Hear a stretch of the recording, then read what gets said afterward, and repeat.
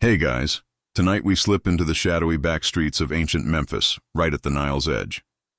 The air here is thick with incense and the low, steady murmur of distant worship. You settle onto a worn sandstone bench beneath an oil lamp's flicker, aware you'll need your wits about you.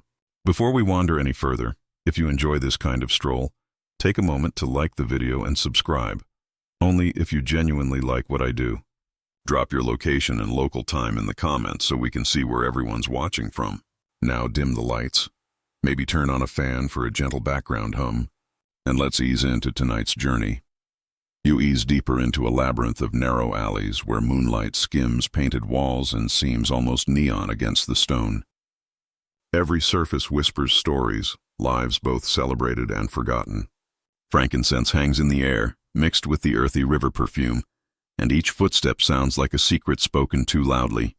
Passing stacked crates of papyrus and jars of sesame oil, you catch the soft glimmer of oil lamps on sandstone. Courtesans in linen kilts, eyes rimmed with kohl, slip through hidden doorways that open for those who know the way. You breathe in the warm scent of steamed figs and frankincense and feel that curious, cat-like itch to follow whatever story is around the next corner. Oh, realize too late that you forgot extra sandals. On the bright side, at least you won't need a sarcophagus tonight. One historical fact nudges its way into your thoughts. Paid companionship is among the oldest documented occupations, reaching back to roughly 3000 BCE in Egypt's early dynastic period. Picture scribes marking payments on strips of papyrus. Each entry a small testament to a trade woven into city life and the local economy. Scholars still debate whether these women largely acted on their own or whether temple administrations held the reins. That argument hums under the ink of every paper you might read. Fringe whispers claim that some sacred courtesans performed ritual dances in temple courts, more interpretive than body, but rumor always travels faster than festival drummers. Your steps echo through a narrow corridor lined with painted reliefs of Hathor, goddess of love and joy, and for a second a joke pops in your head. If those walls could talk, they'd probably ask for a quiet night in. You press on to a low arch draped in crimson. Past it, the heat of the room and the clatter of coin purses makes the stones feel alive. A woman leans against a marble pillar, negotiating a next appointment in a voice barely above a murmur. Honey and coriander trail in her wake, a perfume to rival any modern counter. Brokers dart around like mischievous mice, balancing clay tokens that stand in for currency. These courtesans aren't just painted fantasies. Many ran households, managed finances, cultivated influential friendships, and in some cases owned property or borrowed from eager lenders, quietly turning earnings into dowries or tools for a trade. You grin, surely they gossiped better than any royal messenger. A hush falls when a wealthy merchant arrives, sandals thudding on stone. He offers a disc of silver and hands a folded papyrus to an attendant. Some contracts even spelled out duration and expected services, an early booking confirmation. You smirk at the thought, easier than DMing a mid-level influencer for a collaboration. The real surprise is how often authorities tried to regulate these exchanges. Legal papyri lay out fines for clients who refused to pay or behaved badly, proof that certain problems are stubbornly timeless. Smooth voices and soft laughter ripple off weathered brick while an owl hoots lazily above. You glance up, half expecting a security camera. Only night settles over the river. Remember that odd cosmetic you read about earlier? Crocodile dung pressed into paste as a sort of sunscreen? Bizarre but true. You shiver at the memory, though the breeze off the Nile is probably to blame. You'd pay good money to see Cleopatra's skincare routine, you think, and the joke lands easy in the warm candlelight. This isn't a dusty ruin. It's a city waking tonight. Papyrus scrolls, clay lamps, and silver rings flash in lamplight, the whole scene more vivid than any stage production. Some texts hint at celebratory chants greeting new clients in temple courtyards. Whether true ritual or later embellishment by Greek visitors remains something historians argue about. That question waits, folded into the next mystery as you drift deeper past painted walls. Broken potsherds, ostraca, show quick insults and coded messages aimed at particular women, a kind of graffiti that could lift or ruin a reputation. You half expect to see a hashtag carved there, but instead faded hieroglyphs tell the same story. A reputation could rise or fall on a joke scratched in clay. In some quarters, small shrines to local gods hold tokens left by grateful clients, clay figurines and trinkets that look, in a way, like an early review system. You squint hard enough and it sort of reads that way. Heart thumping softly, you slip back down a narrow alley, the city's chant and the private world of the courtesans weaving into one hypnotic melody. You carry the scent of jasmine oil and the echoes of whispered bargains with you, a world living behind painted walls and secret thresholds. Moonlight catches on the river as you wander back to your starting point, a quiet sentinel among ancient stones. This first peek behind the veiled doors of Egypt's pleasure quarters sets the stage for what comes next. You may not come away unscathed emotionally, but seriously, who wants a dull bedtime story? Slide deeper into your pillow and let the night keep watch. The journey is only beginning. You wake before sunrise with a faint glow behind papyrus reeds and follow the Nile's whisper back through time. The earliest hints of organized companionship appear around 3000 BCE in Egypt's early dynastic era. Pottery fragments and graffiti suggest women offering paid company alongside the sale of grain and pottery. Picture bustling river ports. Abydos and Hierakonpolis come to mind. Stalls heavy with salted fish and fresh figs while women in linen kilts strike bargains at the water's edge. No dating apps here. These pioneers managed without a single swipe. As the first traders paddled in from the delta, they brought spices and textiles, and scribes who carved lists of payments on clay tags, detailing sums of barley or silver exchanged for time and conversation. One term turns up in early inscriptions, Heset, to denote a woman who received compensation for companionship. Imagine clay tokens clinking like ancient casino chips, each one promising warmth in a world still learning certain courtesies. Historians argue whether these arrangements were purely economic or threaded through with ritual.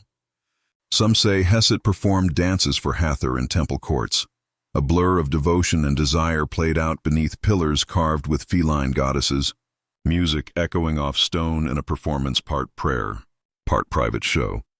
You pass mud brick dwellings where courtesans lived among boat builders and fishwives, running households, trading surplus grain, and sometimes lending silver to artisans, financial savvy that would make your budgeting app blush. A quick joke flashes by. If they tracked expenses in barley, you have no excuse for missing a bill. In narrow alleys, charcoal sketches on plastered walls show crude portraits of favored clients beside fertility symbols. Some believe these served as advertisements. The scent of roasted chickpeas drifts always nearby, a reminder life then balanced ceremony with basic needs. Trade caravans from Syria and Nubia come to fortified docks with incense, ebony, and olive oil. Foreign merchants wanted more than Egyptian gold. They wanted companionship with women famed for beauty rituals and storytelling. You picture a Nubian trader mangling the word Heset while hoping for an unforgettable evening, linguistic missteps and all. Legal fragments on pottery shards reveal early regulations. Fines for clients who failed to deliver promised goods, or who trespassed beyond agreed boundaries. Some courtesans even held contracts granting them exemptions from certain civic duties in return for services at public festivals. So you walk away with the city's pulse in your chest, the chant of the Nile, the soft trade of bargains, the smells that tether memory to place. These stories have survived for millennia for a reason, and tonight we've only begun to scratch their surface. Tomorrow there are more doors to peek through, more fragments to read, and more unexpected truths tucked into the city's ordinary nights. Rewrite the following text in a calm, natural storytelling tone, not robotic or dry for YouTube. Keep the length and detail close to the original. Do not shorten it too much. Also remove timestamps. I don't need timestamps, I want paragraphs only, historians still argue whether those regulations protected women or simply formalized control by powerful temple administrators, a debate that can feel as heated as a baker arguing over the price of fresh loaves. You step into a small courtyard where women gather at dawn to draw water and trade news. They swap stories about wealthy patrons, compare the jewel tones of new makeup blends, and quietly plan small improvements to their homes. Think of it as a communal salon without velvet drapes, with plenty of linen and a sharper eye for budgeting. A fringe detail surfaces. Some courtesans reportedly owned cattle used as dowries. That fact upends any simple idea that ancient paid companionship was uniformly impoverished. Resourceful clients sometimes gifted livestock instead of coins, which makes you grin imagining barn door negotiations that would make for a great antiquities photo op. By mid-morning, the city swells with merchants and scribes, and courtesans slip into workshops or seek lessons in reading and writing. A surprising number could read well enough to draft agreements or correspond with relatives far away. You pause to admire that ingenuity and joke, that their handwriting might put your last text message to shame. Their homes doubled as meeting places and informal schools of cultural exchange, so each encounter could become a microcosm of urban life. Under the shade of a date palm, you consider the economic ripple effects. Paid companionship functioned as an engine for pottery production, linen weaving, and carpentry for private chambers. Women who mastered negotiation contributed to the local economy in ways that went far beyond personal survival. The scholarly hum rises again. Did economic motives outweigh social bonds in shaping these early practices? The question tugs at every ledger and contract you come across. The scent of baked bread and fresh papyrus drifts as craftsmen load goods for river transport. It's easy to picture earnings from private rooms cycling back into the market in a pattern as dependable as the Nile's floods. You joke that at least they had a stable currency, something your airline points can't always promise. The origins of Egypt's pleasure industry, you realize, were neither simple nor shameful. They were woven into the fabric of urban life. These women combined entrepreneurship, artistry, and social savvy to carve out spaces of autonomy that would influence practices for centuries. You slip through sandstone pylons into the temple precinct as torchlight dances across carved hieroglyphs. Incense and desert dust hang in the air where priests chant hymns to the moon. Between the columns you overhear whispers that some sacred spaces may have doubled as after-hours meeting places. Before you drift too far into rumor, one solid fact grounds you. No surviving Egyptian text explicitly describes sanctioned sexual activity inside temple precincts. Papyrus records and inscriptions honor priests and priestesses but stay silent on any official sexual rites within temple walls, an absence that speaks as loudly as any inscription. That silence leaves room for interpretation. Later Greek travelers like Herodotus may have misread what they saw, or perhaps Egyptians deliberately kept certain practices out of official records. Despite the lack of clear evidence, persistent stories say that dancers once performed in front of sanctums, blending movement and blessing in ways that blurred devotion and desire. You imagine gauzy linen swirling and the soft jingle of beads, a scene that feels more like performance art than a straightforward Bronze Age ritual. Curiosity keeps you pressing on. A narrow passage lined with lotus and papyrus capitals reveals faint red ochre stains on the floor. Some say these are spilled wine from exclusive after-hours banquets. Others call them nothing more than weathered paint flakes. If those stains could talk, they might demand their own storyteller. The air there is charged with secrets. You pause beside a carved relief of a household-protecting god and think of fringe theories suggesting certain peripheral shrines tolerated more liberal practices away from temple oversight. It's an eyebrow-raising idea, but the practical Egyptians were inventive when it came to seeking divine favor. Beyond a half-hidden doorway, a small chamber glows warm with oil lamps. Painted walls show dancers offering garlands to a goddess, and some storytellers claim these performers were paid companions presenting themselves as ritual attendants. You smile at the notion of ancient happy hour masquerading as sacred ceremony. At least they had better party planning than many modern events. Stepping in, you notice the faint perfume of honey and lotus. It's probably just common perfume of the day, but the image of dignitaries passing, folded notes across wine cups feels like an early form of seductive messaging. Inside a weathered wooden chest, you find a fragment of papyrus that outlines payments not to priests but to unnamed women for unspecified services. Mainstream scholars read such documents as evidence of private commercial arrangements outside direct temple oversight. Yet the language sometimes borrows terms reserved for sacred offerings, and historians still debate whether that phrasing reflects genuine ritual homage or simply poetic marketing meant to reassure clients with a hint of divine protection. You run your fingers over carved symbols and think about how promises of fair treatment and confidentiality read like an ancient version of modern moral safeguards, confidentiality that, in a way, feels as modern as an encrypted message. A distant flute melodies through the halls as you imagine how many sunset ceremonies led to private gatherings long after public rites had ended. Fiction can dramatize temple beauties luring pilgrims, but the solid evidence remains frustratingly sparse. That uncertainty keeps your scholarly curiosity alive even as your eyelids grow heavy.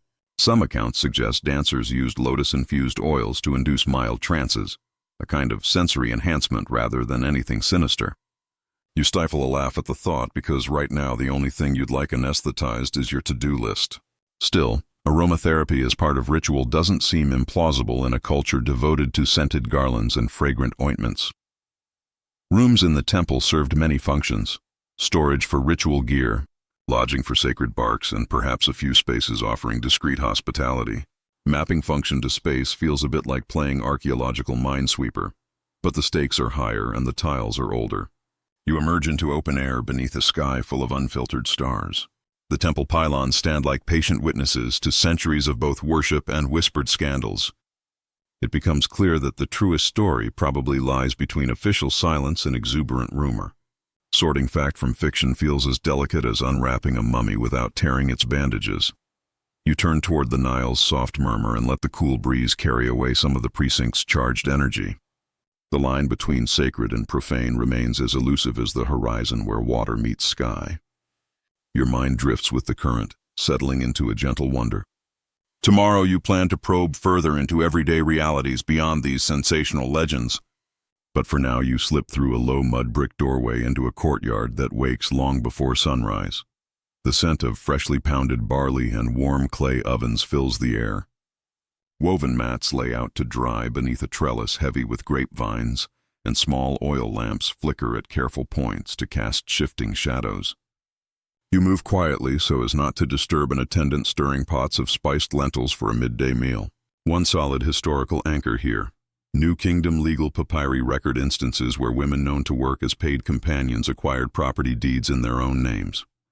Those documents show courtesans could buy, sell, or lease homes independently of male relatives, a fact that continues to prompt debate about whether this reflected real empowerment or simply legal technicalities.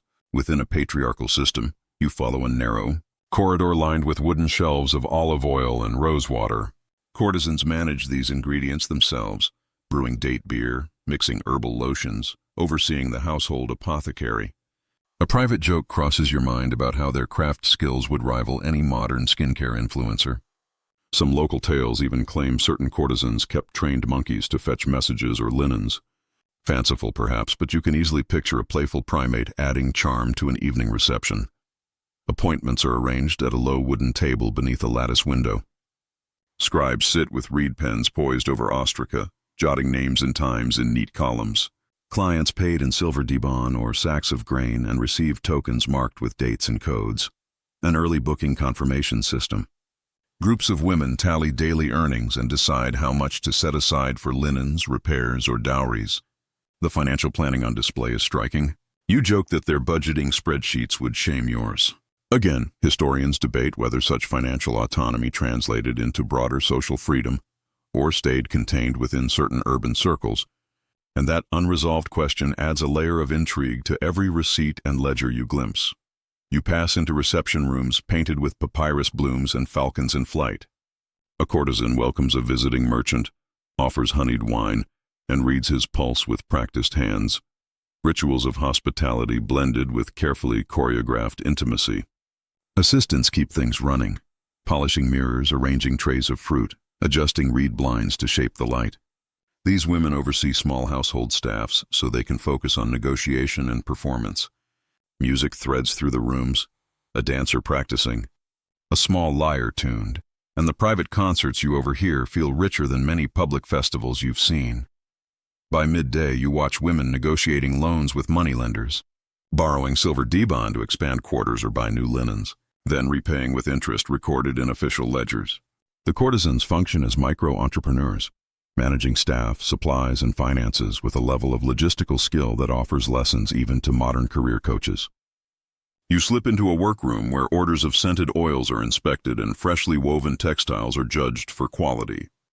Domestic scenes blend artistry with commerce in ways that quietly rewrite common assumptions. Outside, a low mud brick building between a grain warehouse and a busy tavern hums with life. Clay tables hold jugs of beer and baskets of onions, olives, and dried figs, the heart of an economic engine. Alexandria papyri from later centuries record taxes on brothel profits as early as the 3rd century BCE, signaling that authorities recognize sex work as a taxable and therefore economically significant activity. Scholars still argue whether those taxes funded public granaries or temple treasuries, and the scholarly back and forth adds texture to the marketplace sounds. At a counter, an attendant seals small clay tokens into leather pouches. These receipts represented fractions of a debon and helped clients claim services or negotiate refunds. Fringe tales insist some houses accepted livestock or hives of bees as payment. Inventive commerce when metal was scarce. Weavers stitch linen for padded benches. Potters mold lamps stamped with an owner's mark to trace taxes and guarantee quality, and goats in nearby pens provide milk used in cosmetic creams. The scene is one of tightly coupled industries: linen, weaving, pottery, carpentry, perfumery. None of it would run without steady orders from these quarters. You laugh at the thought that the ancient equivalent of influencers probably bragged about signature scents just as loudly as their modern counterparts. In tiled courtyards, potters churn out stamped lamps by the hundreds. If only they had a Kickstarter, you joke, they'd hit their goal by sunrise. The marketplace needs are practical and immediate. Fishermen deliver fish for communal meals. Merchants haggle over grain deliveries. Silversmiths hammer bowls for bathing rituals that relax clients after long days. Every trade linked in a chain that supports both households and the wider city. Walking through that rhythm of commerce and craft, you begin to appreciate how these women's earnings sustained entire supply chains. Their work was part of daily life, not merely a private indulgence, an economy threaded into the city's fabric. You tuck these observations away as you step back into the sunlit lanes, the busy hum of commerce still ringing in your ears, carrying with you the sense that history is rarely simple and always richer than the stereotypes we hand it. Either way, those commissions kept steady work coming and let him reinvest in better tools and hire apprentices. In the heart of the building, you find a small accounting room where scribes tally daily profits and plan expenditures. Clay tablets and papyrus scrolls list linen, oil, pottery, and food alongside payments from clients. You pause, impressed by how meticulously the books are kept, and can't help but joke that a few modern businesses might learn something from old-school bookkeeping. Beneath those dusty ledgers sits an open question. Do these records show widespread literacy among courtesans, or do they reflect the handiwork of savvy administrators working behind the scenes? A gentle breeze slips through an open doorway into a row of tiny stalls where cobblers repair sandals for courtesans and customers. Leather scraps and reed fibers litter the workbench, the air thick with the smell of warmed hide. Every sandal needs to survive gravel streets and riverbank promenades. Even ancient footwear required a good repairman, much like your favorite sneakers demand a cobbler today. As the afternoon light shifts, the ripple of these houses across the city becomes obvious. Workers in faraway workshops, traders on Nile barges, and farmers in outlying fields all rely on that steady demand for goods and services. From the outside, a pleasure quarter might look humble, but measured by emerald oil vials and freshly spun linen, it's a mini metropolis. In a world before banking, these quarters quietly drove markets. You step into the late sun with a grin. Modern overpriced lounges and trend-driven clubs feel less inventive than the supply networks these people built centuries ago. Courtesans and brothel owners emerge as entrepreneurs ahead of their time, cultivating supply chains and stewarding resources with real business sense. Their influence reached pottery kilns and vineyard plots upriver. Nothing here operates in isolation. As the shadows lengthen, you follow a gravel path back toward the Nile, each footstep a reminder that commerce, pleasure, and survival were tightly braided together. It makes you think about how our societies still wrestle with taxation, regulation, and social welfare for service industries. With a final chuckle at the idea of goats as currency, you turn toward the river, wondering what tomorrow's discoveries will reveal about myth and reality. You push open a low wooden door into a narrow chamber lined with clay jars and polished stone pallets. The air holds a faint perfume of rose water and almond oil that clings to your skin. Flickering oil lamps cast golden pools of light on shelves, packed with small bowls of powdered pigments and containers of scented unguents. You move slowly so as not to upset the delicate balance of stacked bottles. A calm hush settles as frankincense drifts from a nearby brazier. One solid archaeological anchor steadies this ritual space. Cosmetic palettes dating back to the Nakada period around 3500 BCE show compartments for pigments we now identify as red ochre and green malachite. Men and women use these palettes in daily grooming and religious practice. Historians still debate whether elaborate makeup signaled social status or was simply a practical response to desert glare. But the palettes themselves make the role of appearance unmistakable.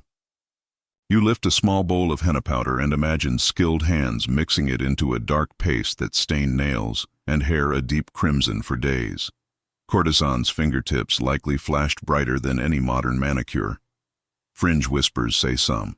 Women added ground snail shell to their henna for a pearlescent sheen, more alchemy than beauty hack, but it would have made for quite the highlight.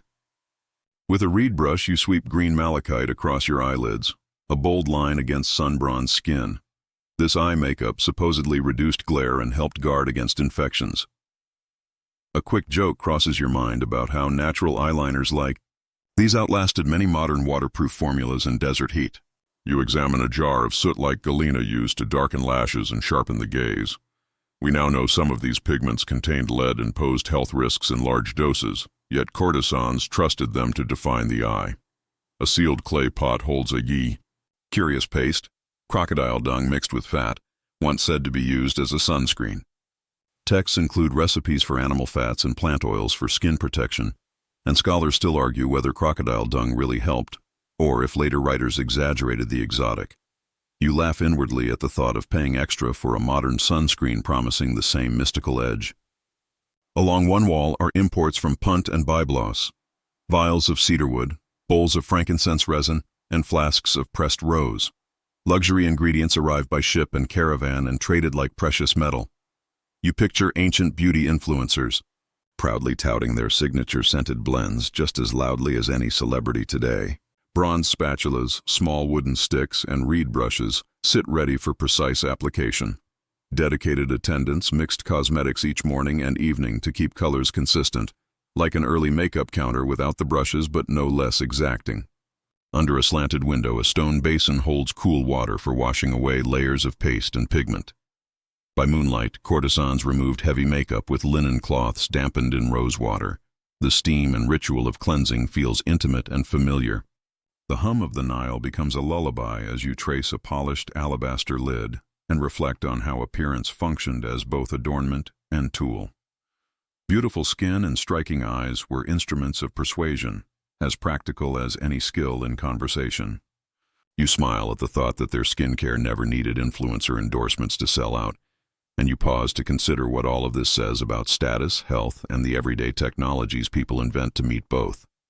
You step into a dim chamber carved into the rock near the tombs of Beni Hassan and find yourself surrounded by dusty scrolls, broken pottery shards, and the low murmur of scholarly debate. The air smells faintly of papyrus pulp and dried mud brick as two scribes lean over a carved limestone bench, arguing in hushed voices about the meaning of a single hieroglyph. You settle onto a rough stool, ready to watch how experts wrestle with evidence that refuses to speak clearly. One firm fact anchors the room. Despite thousands of surviving inscriptions from the Old Kingdom through later periods, no Egyptian text explicitly names a woman as a professional sex worker. That silence sits heavy in the air, and historians still argue whether it reflects cultural modesty or deliberate erasure. You feel the weight of that absence like the hush before a confession. A gray-bearded philologist gestures toward a fragment of papyrus, insisting that the term pereta in certain temple accounts refers to women employed in ritual companionship, a blending of service and worship.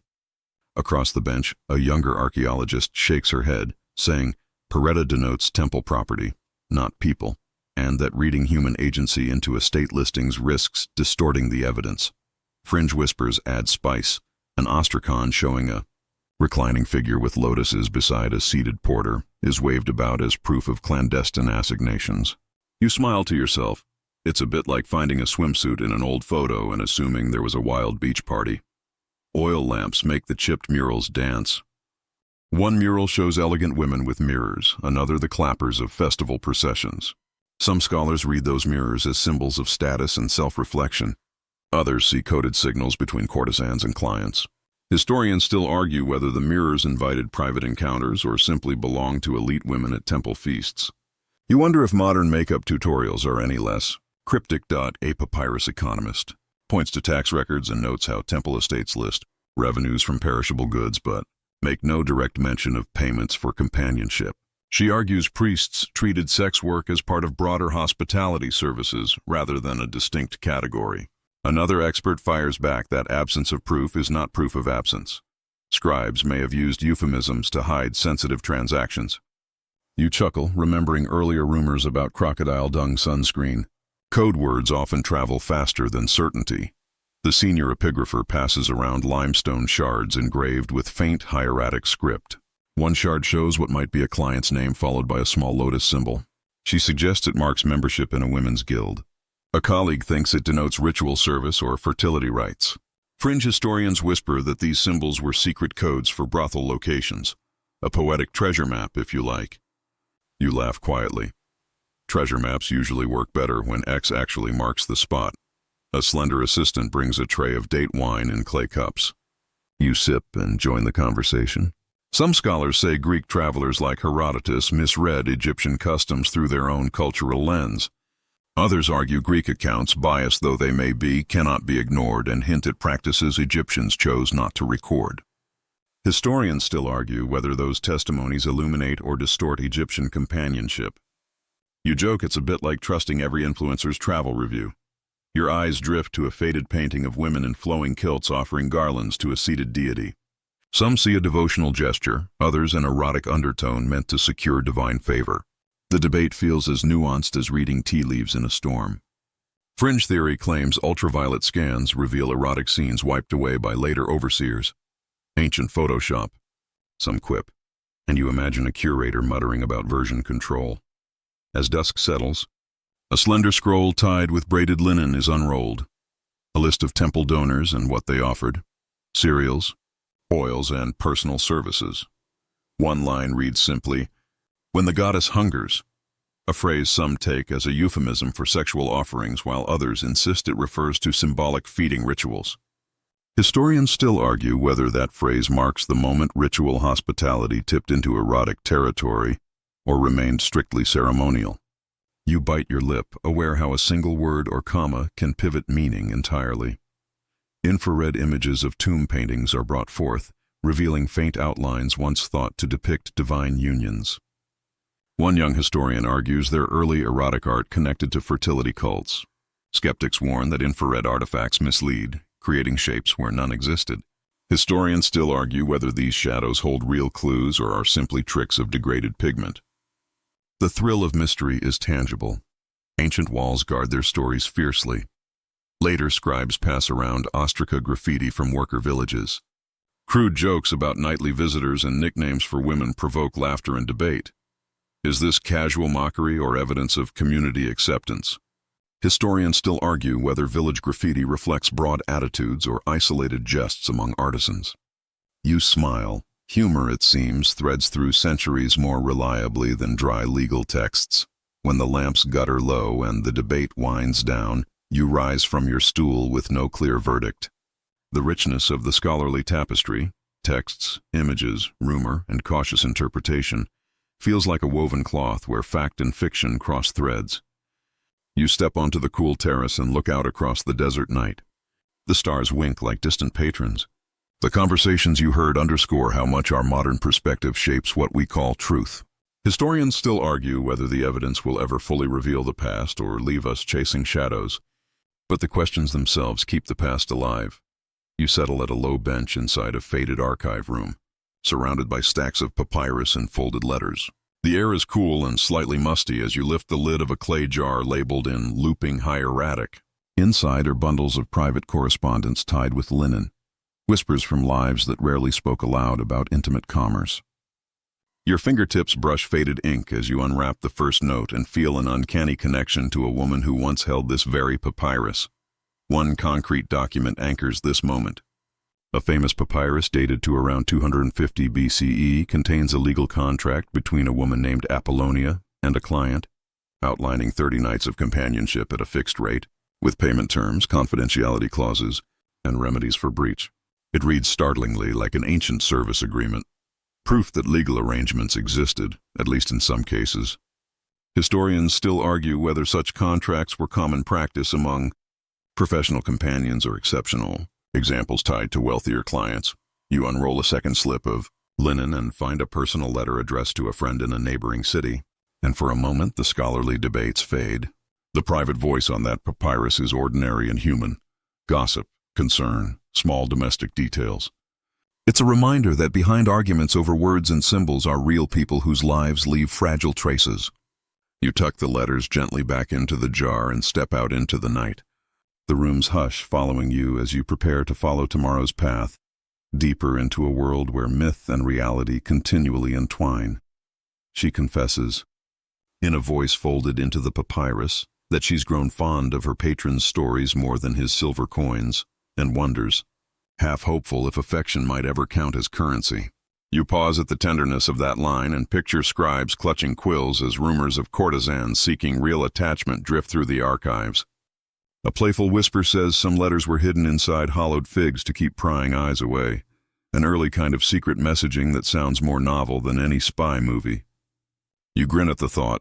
Fig-based encryption would have made tech support calls a lot more interesting. Your finger traces a clause on a narrow strip of papyrus. If a patron fails to provide wine and incense as agreed, the woman may demand double payment or end the arrangement at once. It reads less like an ancient transaction and more like negotiating hotel perks. Imagine charging extra for aromatics and making a spa receptionist jealous. Historians still argue whether local magistrates enforced these clauses formally or whether reputations and community pressure did the policing. A scribbled addendum catches your eye next, a guarantee of privacy.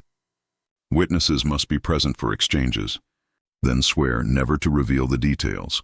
An early non-disclosure agreement that would make modern lawyers nod. Fringe theories suggest some courtesans burned witness notes afterward to protect client identities, a dramatic twist straight out of an espionage novel. You chuckle at the image of ink blot tests as court evidence, then break a wax seal on a folded letter. Inside is a client's plea for an extension of service, promises of extra incense, and a small herd of sheep as recompense. Negotiating rate hikes with livestock instead of bonus points suddenly seems perfectly plausible. No wonder modern freelancers envy their bargaining chops. The courtesan politely declines until an extra debon is added. Boundary setting that feels oddly modern, like refusing a group chat invite after hours. Scholars still argue whether patrons ever pressed these refusals or quietly accepted them. A formal contract in neat columns lays out allowances for medical support if a courtesan fell ill. Physician visits, medicinal unguents, care recorded with the same care as any other expense. That clause is a sober reminder that offering companionship carried real health risks long before clinics and therapists existed. A quirky rumor says some women carried tiny bee amulets to ward off disease. A fringe blend of superstition and self-care that makes you picture a tiny deity figurine keeping sniffles at bay. You smile, arranging the documents as late afternoon light slants through a lattice window, shadows dancing on the floorboards. These papyri reveal legal norms balancing commerce, confidentiality, and personal welfare. Private texts like these turn courtesans from mythic temptresses into savvy negotiators drafting binding agreements. You joke, not entirely seriously, that you'd love online service providers to require handwritten contracts in plant-based ink. The room grows quieter. You tuck a final bundle beneath your cloak. It contains a hurried note about a dispute over unpaid debts, a threat to bring the matter before a local council, and a closing plea for fairness rather than scandal. That plea lingers, humanizing the people behind the parchment. You step out into a narrow corridor lined with painted lotus reliefs. The scent of fresh papyrus and temple incense mingles in the air. Your head buzzes with fragments of intimate agreements, emotional pleas, and legal clauses more binding than many modern subscriptions. It's striking how these whispers from the past shape our ideas about agency and risk. In a world where intimacy and economy met in papyrus-lined offices, people negotiated dignity alongside payment. Passing through faded linen curtains, you arrive in the guest wing where the hierarchy of companionship unfolds like a living tapestry. From the guest wing you drift to the river quay where Nile barges from Nubia, Phoenicia, and the Aegean ride side by side. Salted fish mingles with coconut husk smoke and foreign spices. Languages tangle around you like ropes of reed. Courtesans move through the crowd like practiced shadows, keyed to rhythms of trade and diplomacy. Archaeological finds, Greek amphorae stamped with Egyptian inscriptions at port sites, show Hellenistic merchants frequenting local pleasure houses as part of broader commercial life. You can imagine scribes fluent in Demotic, Greek, and trade jargon, writing agreements that priced companionship in silver drachmas instead of Debans. Nubian traders laugh like distant thunder and sometimes gift blue beads or honeyed wine from south of Aswan. Fringe stories hint at leopard pelts and ivory combs used as status signals. You chuckle at the idea of safari chic outdoing any modern club opening. A Greek merchant in indigo robes receives a clay token from your hand and murmurs a few syllables. Courtesans learned phrases in half a dozen tongues so negotiations went smooth. Being multilingual then was no small feat.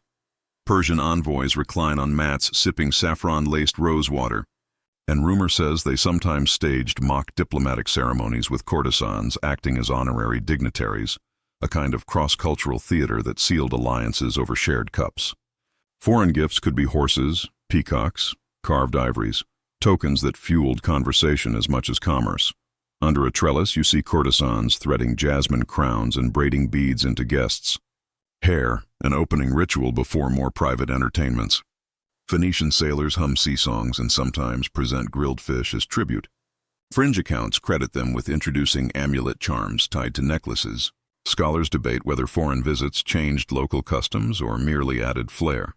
Did Mediterranean wine drinking blend into Egyptian beer rituals? Or did local hospitality absorb these elements without surrendering its character? The question hangs in the air like incense, complex and irresistible. As the sun shifts, you think about how these houses knit together crafts and trades, potters stamping lamps, weavers supplying linens, carpenters making folding screens, cooks turning fish into communal meals. Every order fed a wider economy. That network, supply chains, tokens, taxes, artisanal workshops, made the pleasure quarter a mini metropolis in itself. You move back inside to the guest wing, where rooms whisper about rank. The best chambers face the river, with carved doors, recessed alcoves and polished floors reserved for sought-after companions whose reputations drew officials. Fringe talk calls one mistress the Morning Star, said to wear a golden circlet as a rank signal, a glamorously pagan crown that sounds like a pageant of jeweled hairbands. Mid-tier rooms, the lattice window chambers, offer breezy privacy through carved screens. You can picture secret rendezvous as dusk draws in. The outer hall houses apprentices, reed mats, simple lamps, and hands learning hospitality under a mentor's eye. In these rooms you catch the details that make the world human. A slate ledger with names, attendants juggling midday bread, a young helper wondering how to stretch coins for family needs. Senior companions manage not just schedules but people, mentoring, teaching music, and maintaining standards. Sometimes the most mundane chores, washing lamps, mending sandals, tending goats, are what uphold the sheen of luxury. You smile at the mixture of ceremony and practicality. Promotion ceremonies, scented baths, linen inspections, ritual and routine braided together. When you step back into the courtyard, the perfumed air and bubbling fountains seem to sum it up. These places were ordered ecosystems of pleasure and enterprise. They offered paths to autonomy and influence, albeit within structures that could be limiting as well. You inhale, savor the incense, and follow the scent toward tomorrow's discoveries. Frescoed walls, secret alcoves, and the next layer of stories. Waiting under painted plaster and river-worn stone, you move toward a low alcove draped in dyed linen where an interpreter quietly reads terms to a Frankish trader who arrived by coastal routes. His accent cuts through the murmurs like a scythe through reeds, and he nods when told that some services include a musical recital on reed pipes, while others promise privacy behind woven screens. The thought makes you smile. Modern service industries still trip over clear pricing and package deals.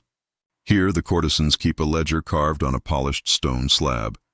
Greek letters curling around hieroglyphs and cursive demotic, names, dates, and fees written in a polyglot tapestry of commerce.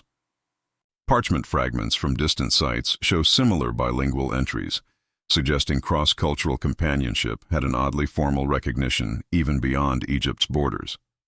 Fringe theorists whisper that some entries were coded to dodge tax collectors. You grin at the image. History has its secretive accountants, too. From the next room drifts the soft pluck of a lute where a Lydian trader and a courtesan trade brief glances as a single string rings. Their music blends Eastern scales with Egyptian melody into a small, hypnotic lullaby that echoes through the arches, an artistic prelude that speaks of connections deeper than simple exchange. As light shifts to gold, caravans and ships begin to pull away. Courtesans gather on stone benches to compare tokens, laughing over stories of mares, exotic birds, and perfumes distilled from far-off cedar forests.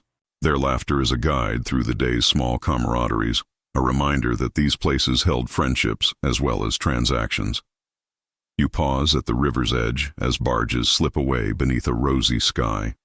Merchant calls blend with the lapping water, and you realize foreign visitors did more than fill purses. They infused this hidden world with spices, languages, and artistic currents that rippled through local life. You pat the cool stone railing and think of tomorrow's return to frescoed walls and secret courtyards, carrying with you the echo of distant tongues and the soft jingle of exchanged tokens as you drift toward the ferry back to central Memphis. Under a shaded portico, a group of Greek scholars unroll their scrolls and recite in theatrical cadence while roasted chickpeas and warm barley bread scent the air. They tell vivid tales of sacred prostitutes said to serve in Egyptian temples, confident stories, but you listen for the frayed edges. A grounding fact stays with you. Herodotus, writing in the 5th century BCE, claimed Egyptian women were compelled to offer themselves in temples, comparing the practice to what he believed existed in Babylon. No Egyptian source corroborates his claim, though, and historians still argue whether he misinterpreted local rites, relied on gossip, or exaggerated to titillate a Greek audience. The scholars' voices drift into a courtyard where Greek inscriptions and Egyptian hieroglyphs mingle on painted pillars. One scroll reads of maidens of the moon, blessing visitors with sacred intimacy. A young scribe points out there's no temple archive naming such an order, and a quiet debate blooms under the hot sun. Fringe whispers suggest those maidens might simply have been trained musicians and dancers, their art misread by foreigners, eager to map familiar customs onto foreign soil. You smirk at the idea that cultural misunderstanding may be as old as trade itself. Nearby, a faded relief of women with serums, instruments linked to Hathor's worship, draws argument. Are these priestesses leading festival dances, or are they scenes miscast as erotic ceremonies by outside observers? Historians still argue whether such images reflect entertainment for deities or embellished rituals spun into scandal by travelers. The debate simmers like a pot of lentils over a low fire. Translators quarrel about a Greek term used to describe female companions. Did Greek writers simply project their own social categories onto Egyptian society? Or did cross-cultural exchange produce hybrid roles mixing art, music, and intimacy? You picture the translators throwing papyrus in frustration while the crowd nods off in the heat. An old merchant leans on his cedar staff and swears he heard of star-blessed dancers who anointed pilgrims with lotus oil and whispered blessings by moonlight, gestures he insists carried divine charge. A younger historian scoffs. No temple ledger lists fees or rosters for such a group. Fringe accounts, you realize. Travel fast across the Mediterranean is thrilling. Half-truths, the shaded library. Alcove smells of myrrh as a devoted scribe unrolls texts and points out that most surviving Egyptian documents about women in temples describe administrative duties, not romantic services.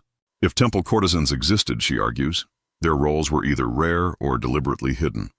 Historians still argue whether that silence masks taboo or reveals that Herodotus embroidered a tale for an audience hungry for scandal.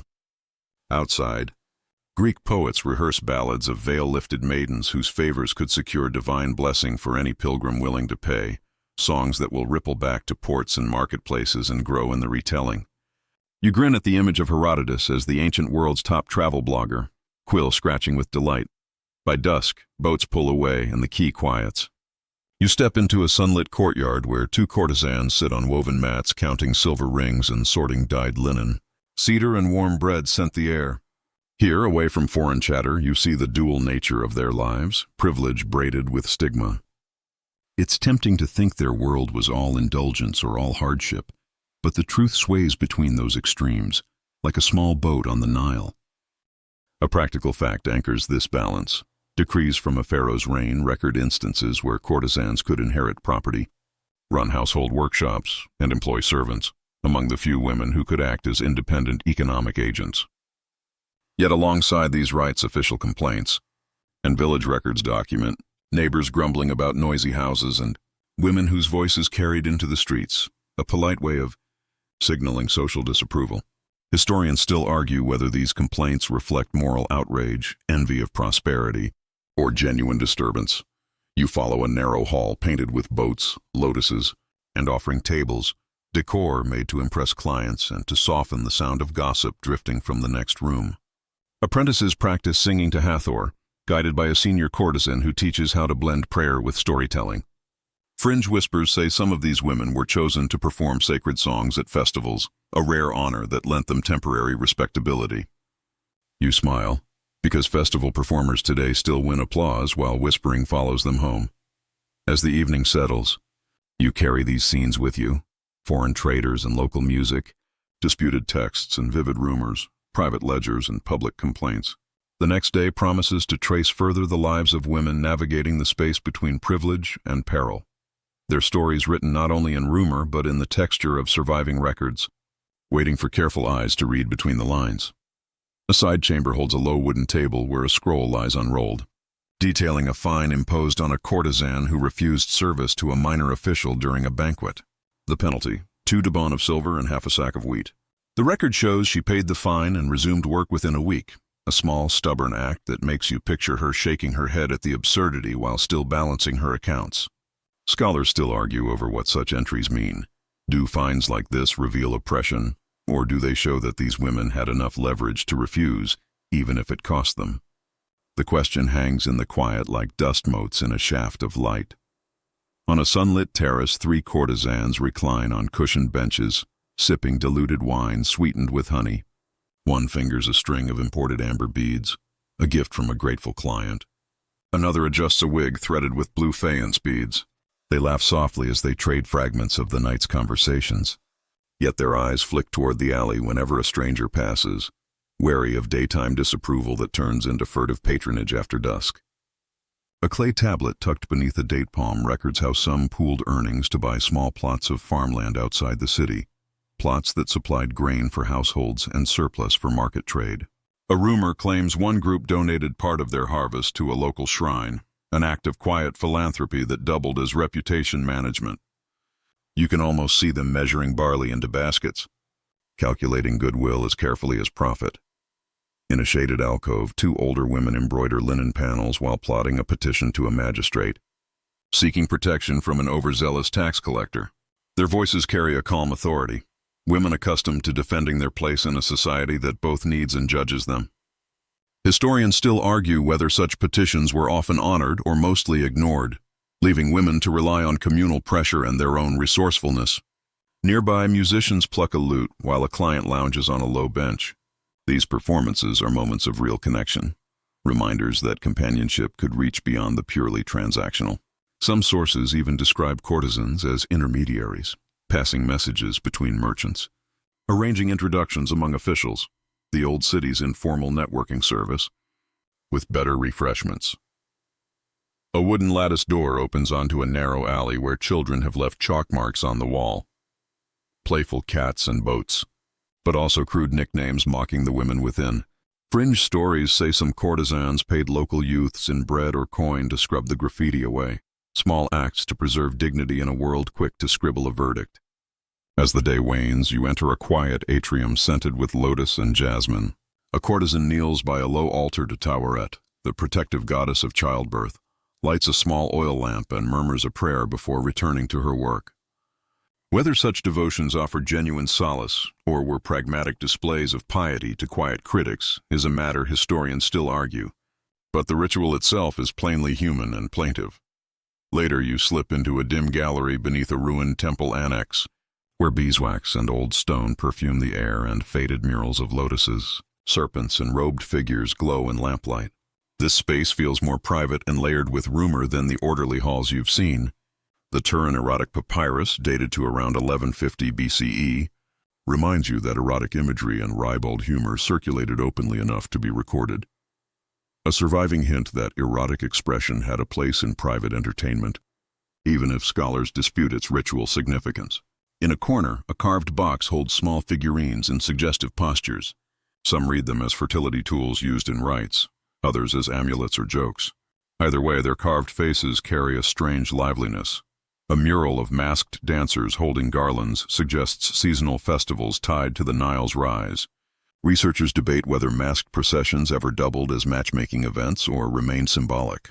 You step into a warmer chamber where a half-broken bowl bears a reddish residue and an inscription references warming the body before a blessing. Perhaps the remains of ritual baths or festival saunas. Fringe accounts push further, imagining anointing with heated oils and ritualized intimacy. Others caution that such inferences leap beyond the evidence. Nearby, a jar of spiced wine scented with ground blue lotus exhales a heady perfume. Blue lotus appears often in banquet scenes and may have induced mild euphoria at festivals. Whether it played a role in private, trance-like experiences remains debated. At a small shrine, a painted Hathor smiles down, her cow-horn crown and sun disk catching lamplight. Pomegranates and alabaster jars rest at her feet, offerings from those who sought blessings for love, fertility, or solace. Rumor says courtesans sometimes left votive locks of hair here as tokens. The image of ancient wigmakers tut-tutting over donated tresses makes you smile. A bronze brazier still holds faint ash of myrrh and cinnamon, burned to mark the space as sacred or simply to mask other scents. Did these ceremonies lean toward spiritual symbolism or practical entertainment for wealthy patrons? Historians still argue. The smoke hangs between meanings.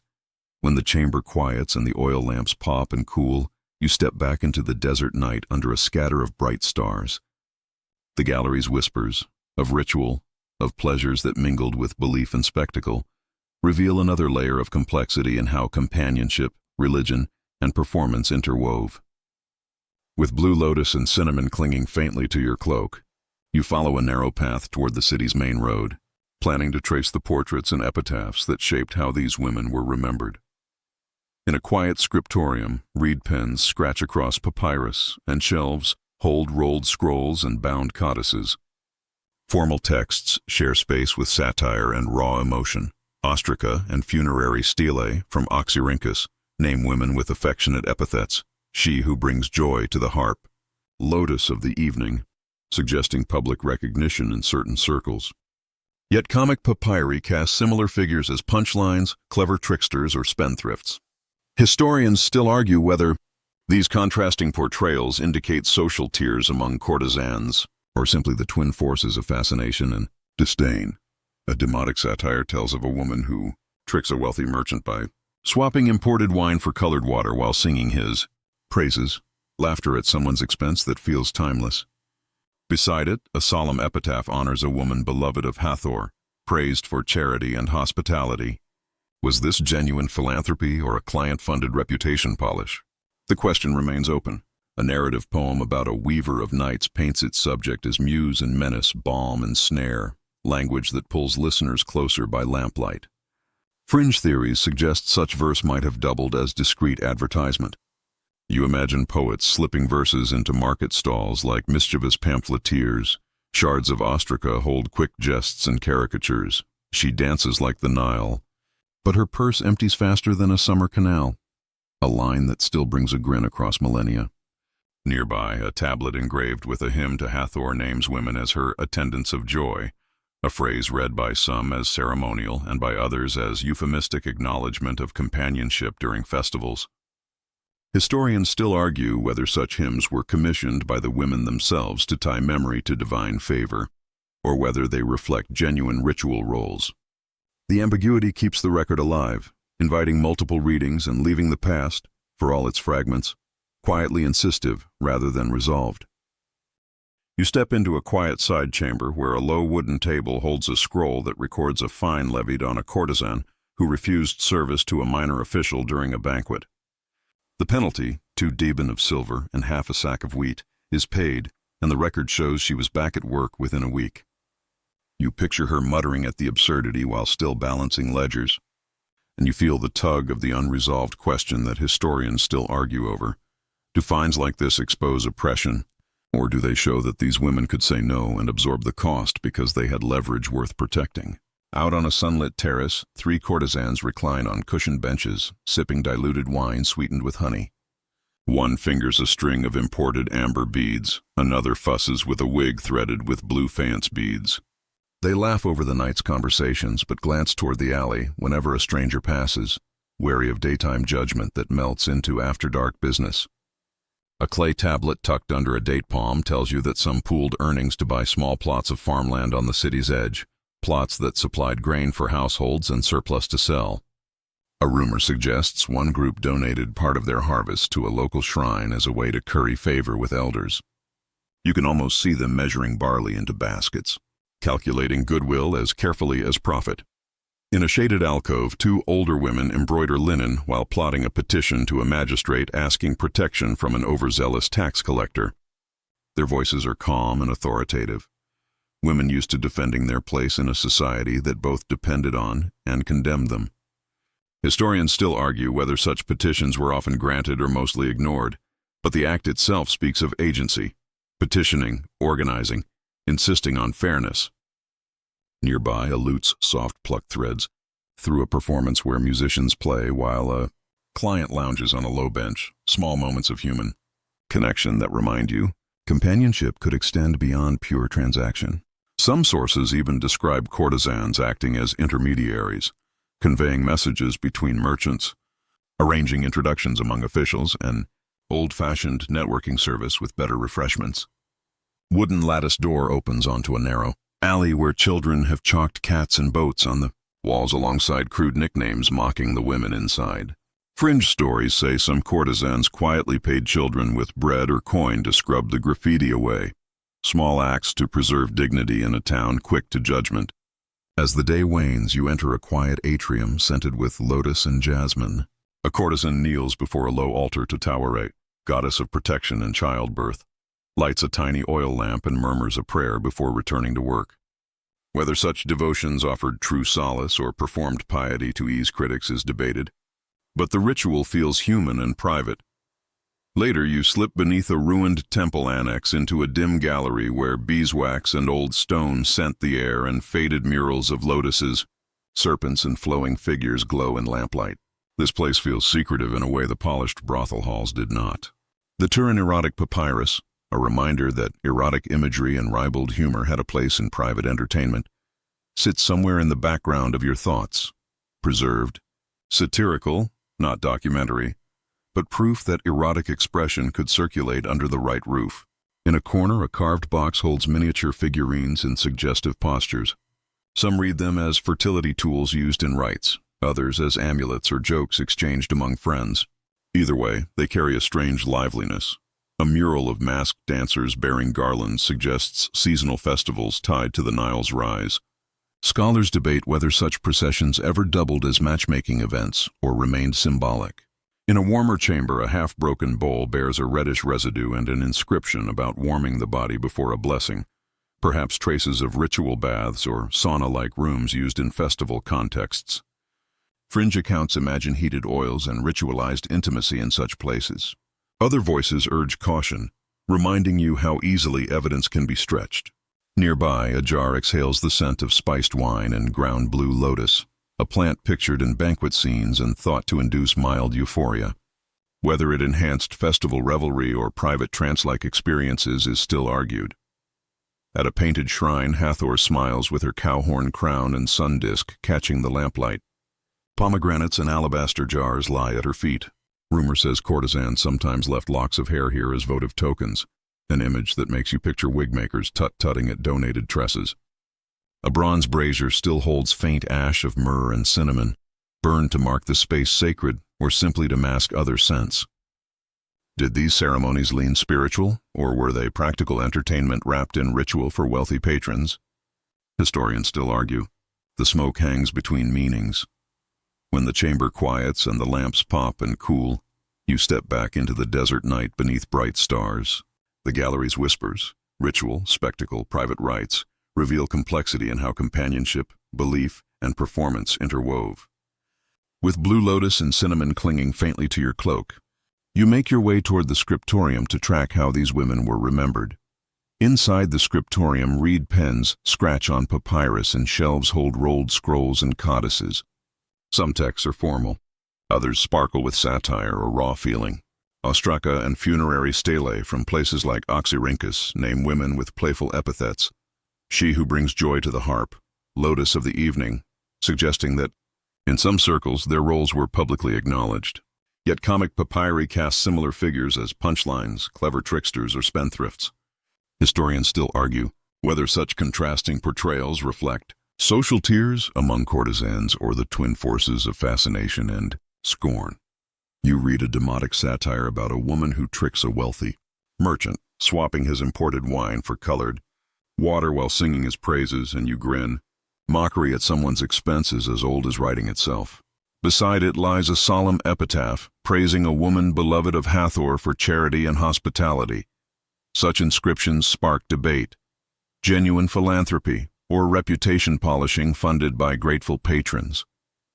A narrative poem about a weaver of nights paints its subject as both muse and menace, beauty as snare and laughter as balm. Fringe theories suggest such verses might double as discreet advertisement. Shards of Ostraca hold quick jests and caricatures.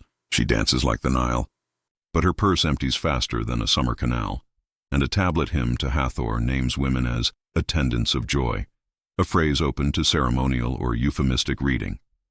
The ambiguity keeps the record alive, resisting tidy conclusions and inviting multiple readings. You leave the warm lamp glow and follow the Nile's steady murmur, feeling the weight of these lives, layered, contradictory, human, prepared to return tomorrow to explore law, property, and the ways ink on papyrus could sometimes grant protections that money alone did not. A courtesan named Isidora is remembered in the old records, her name written in careful ink beside the note of a small inheritance, a modest house, a few jars of oil, and a share in a vineyard, left to her by a deceased patron. One scribe insists the property was rightfully hers through a legal grant. Another mutters that it was a clever bequest meant to satisfy the temple overseers. Historians still debate whether such gifts reflected affection and respect, or if they were simply transactions designed to avoid quarrels among male heirs. On a nearby stone shelf rests a papyrus with faint writing, its edges crumbling. It mentions a curious clause, one allowing a courtesan to refuse service to any client who arrived too drunk without having to return his payment. Rare but not unheard of. Two similar contracts have been found in Oxyrhynchus, leading scholars to see it as an early form of workplace protection. Some whispered that women used this rule to rid themselves of troublesome men while keeping their silver, declaring them unfit for service. You can almost hear one of them laughing softly, saying, "Drink all you want, I still get my silver." In another chamber, a magistrate's aide arranges new registry parchments for festival workers. One section lists entertainers, which many scholars believe discreetly included courtesans. Registering gave them access to legal protections, but also tied them to taxes and oversight. Were these documents a shield or a leash? The question lingers, as does the thought of how these women might have viewed such bureaucracy, empowerment, or constraint. By a small window, you spot an abandoned ostracon, a pottery shard etched with a brief note from one woman to another. "Keep the seal near your bed, for the collector comes at dawn." It's an ordinary reminder about taxes, yet also a tender sign of solidarity, one woman looking out for another. That camaraderie feels as meaningful as any clause scrawled on papyrus. Stepping back into the fading light, the smell of ink and reed mats lingers. These fragments remind you that the courtesans' lives were shaped not only by whispers or scandal, but also by careful negotiation and the quiet power of written law. Through contracts, seals, and wit, they defended their earnings, their property, and at times their dignity. As the river wind cools your face and the sun dips behind the pylons, you sense the path ahead, toward places where law gives way to politics, and charm carries more weight than any statute. You walk beneath a colonnade lined with falcons and lions, the dusk light stretching long shadows across polished limestone. The air hums with distant laughter and the scent of spiced wine and cedar incense drifting from nearby halls. Here, whispers tell of courtesans who stepped beyond perfumed rooms into the heart of power. Women who navigated politics as deftly as any diplomat. The papyri hint at their influence. Letters from the Xenon archive, dating to the 3rd century BC, describe women who served as intermediaries for high officials, hosting gatherings where politics mixed with pleasure, and where secrets passed as smoothly as poured wine. Were they pawns of male ambition or players in their own right? Historians still debate, but the truth feels layered, much like their smiles. On one fresco, a woman in indigo linen leans close to a seated governor, pouring wine into a golden cup while his hand rests on a scroll marked with a royal seal. Some claim she carried hidden messages in hollow cup stems. Others dismiss it as myth. Yet the idea lingers, and you can't help but imagine her whispering with a sly grin, "Don't worry about the letter. Drink before it cools." Further along, 2 servants gossip about a famed courtesan named Thais, who supposedly convinced a provincial commander to divert grain shipments to her patrons during a famine. Whether it's fact or embellished rumor, her name survives in a scribe's fragment about unusual grain allocations. Perhaps it was political theater, or perhaps proof that charm could move resources as easily as armies. Down a short staircase, you find musicians tuning their lyres for a gathering of bureaucrats and envoys. A scribe sits nearby, copying guest lists in both Greek and Demotic. Courtesans appear not by name but by title: Mistress of Harmony, Voice of the Lotus. These poetic epithets likely concealed their true roles: mediators, translators, negotiators of delicate diplomacy. Some say envoys trusted them more than official interpreters. You almost laugh, imagining one teasing, "I translate both languages, but I only charge for one." In a corner, a marble table holds a clay seal stamped with the profile of a royal crown and the faint words, "Preferred guests." Scholars think it marks entry to elite palace banquets, where traders and generals mingled beneath gilded ceilings.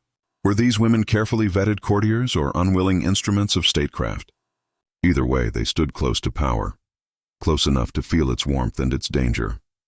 You pass through a bronze doorway into a hall where an Alexandrian merchant tallies deliveries of wine, grain and linen for a Roman prefect. At the bottom of the list, gifts for the singers, a euphemism for courtesans. One story tells of a woman known only as the daughter of the reed, who persuaded a prefect to grant her vineyard rights instead of coin, a trade both practical and poetic. At another banquet, a Lydian envoy toasts beside a courtesan who adjusts his cloak with a practiced hand. A scribe watches discreetly as coded gestures pass between them. Beneath the surface pleasantries, alliances are forming, her charm perhaps as potent as any treaty inked in the next room. You imagine her laughing softly, "Careful, my fee doesn't cover starting a war." Later that night, you see a senior courtesan stepping into a gilded carriage, her cloak woven with golden threads that shimmer in the torchlight. Onlookers whisper, some in admiration, others in envy. Historians still ask whether such moments were true triumphs or fragile performances, dependent on the fickle favor of men in power. You leave the colonnade and follow the glow of torches down a palm-lined path to the river. The music fades into the night, mingling with the croak of distant frogs. And you realize, influence often moves through whispers, not decrees. These women, without thrones or titles, still left ripples in the current of history. Under a wide sky of stars mirrored in the Nile, you take a long breath and think of what's next. The festivals and sacred rites, where sensuality met spirituality, and few dared write down what truly passed between them. As dawn breaks, you walk along a dirt path edged with reed fences toward the city's outskirts. The air smells of dew and smoke from morning fires, laced with the faint sweetness of lotus. Ahead, pavilions and stalls bloom in color, rising like jewels in the golden light, all in honor of Hathor and Min, gods of music, fertility, and rebirth. The flutes begin to play, and the day, like history itself, hums to life once more. You probably imagine these celebrations as pure revelry, wild dancing, loud songs, laughter spilling into the streets. But under the music and movement run layers of ritual, places where spiritual devotion and private service sometimes brushed against each other in ways that blurred tidy lines. One detail anchors this early hour. Records in the Papyrus Harris describe grand processions for Hathor, with priestesses and musicians lifting sistra, singing hymns and handing out garlands to festival crowds. These accounts make it clear that women stood at the center as performers and spiritual guides, even as they avoid spelling out anything intimate. Historians still debate whether those silences mean such acts never happened, or whether they were simply left unwritten to protect the sanctity of the rites. You step into a wide clearing where dancers in linen skirts turn in slow circles, hair threaded with fresh flowers, bronze bangles chiming softly at their wrists. A fringe whisper claims that, after leading hymns, select dancers slipped away with patrons to garden tents for private blessings tied to fertility prayers. Others insist those ideas are later exaggerations, Greek and Roman attempts to make Egypt stranger than it was. The dancers keep moving, their shadows sliding across sand like water in morning light. A wry thought flits through your mind, imagining an ancient busybody muttering, "Sing the hymn, give the blessing, refill the wine," while craning for a better view. Nearby, two priests pour wine and honey into shallow bowls before a statue of Min, a god whose symbols leave little doubt about his domain. People lay pomegranates, figs, and blue lotus petals at the god's feet. A papyrus from the Ptolemaic period mentions rituals in which deities were offered diluted blue lotus wine to invite a mild euphoria during prayers. Scholars still debate whether this was purely devotional or whether the atmosphere it created nudged participants toward seeking personal connections beyond worship. Sweet fruit and incense thicken the air as the ceremony unfolds along a line of wooden stalls. Merchants hawk perfumed oils, bead necklaces, and painted amulets bearing Hathor's face.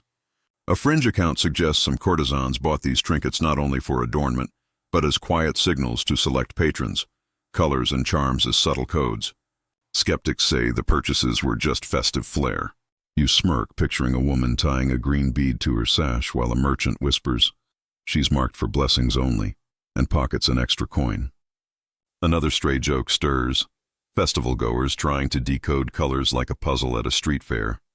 You follow a winding path into a shaded garden where acacia trees arch over smooth flagstones. Music drifts from hidden corners as pairs of visitors recline on mats, sipping lotus-infused drinks.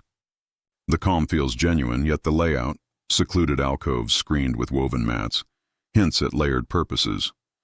Some scholars see spaces for meditation and quiet talk. Fringe theory suggests they sometimes doubled as discreet meeting spots where negotiated companionship wrapped itself in the language of blessings. Historians still argue which reading fits best, noting that neither festivals nor temples left explicit records of such encounters. Further along, a scribe kneels beside a table stacked with reed pens, tallying offerings brought by the faithful. One entry lists 2 garlands, an amphora of wine, and a gift for the singer. That phrasing shows up in several festival accounts and still puzzles epigraphers. Some say it simply means payment for performers. Others suspect it gestures toward services not named outright. You can almost see the scribe's faint smile as he writes, knowing future readers would debate his choice of words for centuries. At the festival's edge, musicians lead a twilight parade, their sistra and drums guiding a line of lantern-bearing worshippers. Courtesans move among them, offering garlands and murmuring blessings. Their presence feels celebratory rather than transactional. Yet fringe whispers claim some use these moments to meet influential patrons and arrange companionship beyond the festival. Another dry joke curls up in your thoughts. A courtesan leaning toward a wealthy merchant mid-hymn to breathe, "Hathor bless you. Find me after the lanterns dim." When the last notes dissolve, you step away from the glow and toward the riverbank, where barges knock gently against the current. The air has cooled. Incense gives way to the earthy tang of wet reeds. These festivals, vibrant, layered, reveal a world where devotion and desire existed side by side, neither wholly sacred nor entirely profane. The blurred boundaries make you wonder how these women navigated such spaces without leaving clear records. Their roles feel larger than anything set down in neat script. Moonlight spills across the Nile as you walk back toward the city's faint torches. Tomorrow you'll leave the music and garlands behind and descend into the grit of the excavations, where fragments of lamps, graffiti, and overlooked trinkets illuminate lives long buried beneath sand. You begin that descent at the edge of the desert, the scent of sun-baked earth mixing with the dry tang of dust each time the breeze turns. A low hum rises from the trenches where workers brush sand from crumbling walls and sift soil through reed screens.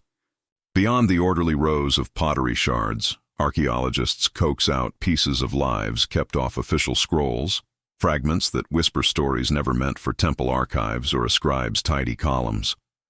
You might expect only broken bowls and brick, but the ground offers tokens, graffiti, personal keepsakes that speak louder than decrees. A firm historical thread ties you to this site.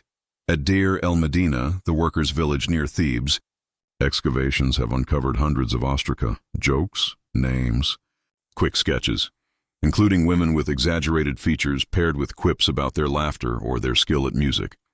Humor and reputation braided through the daily chatter of artisans and neighbors.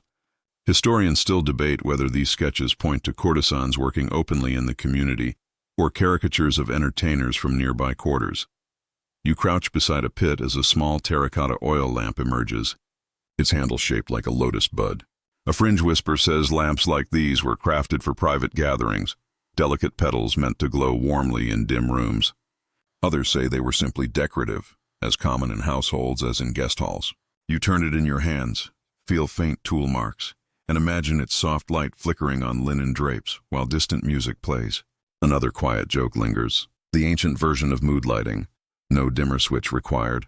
Farther on, an archaeologist lifts a string of faience beads tied to a tiny copper bell, the kind that might fasten to a belt or anklet. Some scholars think such bells were playful cues during dances. Fringe voices suggest they also acted as subtle identifiers, letting certain patrons recognize particular companions by sound alone. The cheerful jingle cuts through the dig's hush, and you picture a room where every soft chime carried an unspoken introduction. In another trench, a potsherd bears a quick line in Demotic. She sings sweeter than the harp, but costs 2 jars of wine. It's neither contract nor formal record, just a casual note scratched by someone passing time. Historians still argue whether such graffiti reflects camaraderie, complaint, or backhanded praise, but its unguarded tone feels truer than any polished inscription. Nearby, a fragment of painted wood, faint blue and gold, rests beside a shallow basin. The brushstrokes outline a pair of cupped hands, maybe once part of a larger signboard. A fringe interpretation claims boards like this advertised private salons or bathhouses where courtesans worked alongside masseuses and musicians. Others say the boards were devotional or purely ornamental, meant to grace a doorway. You can't help smiling at the thought of ancient advertising surviving only as painted palms, a mysterious logo waiting for its brand story. Another joke follows, an artisan bragging, "No words, just hands." Everyone will know what it means. In the shade of a half-collapsed wall, a pottery jar gives up a surprise. Small clay tokens stamped with hieroglyphs for oil, bread, and entertainment. Exchanged like vouchers, they could be redeemed for meals, drinks, or services, avoiding the jangle of silver. Scholars debate whether brothel owners issued these tokens or whether taverns used them in package deals that quietly included companionship. Their very presence hints at a system more organized than gossip suggests. You move toward a deeper trench as the sharp note of bitumen rides the air from a newly exposed layer. An excavator lifts a carved ivory comb etched with tiny lotus flowers and bees. Some believe such combs were everyday grooming tools. Fringe whispers say they were ceremonial gifts. Practical, yes, but also protective in meaning. You roll the comb between your fingers. The grooves snag your skin like distant echoes of careful strokes through perfumed wigs. Near the site's edge, the lead archaeologist gestures to a wall fragment marked with faint red chalk drawings. A few show animals, others, stick figures reclining beside jars and lyres. Nothing explicit, yet the casual lines carry a warmth that temple art rarely admits. Historians still argue who drew them, idle workers, patrons, or the women themselves, sketching light-hearted diversions between appointments.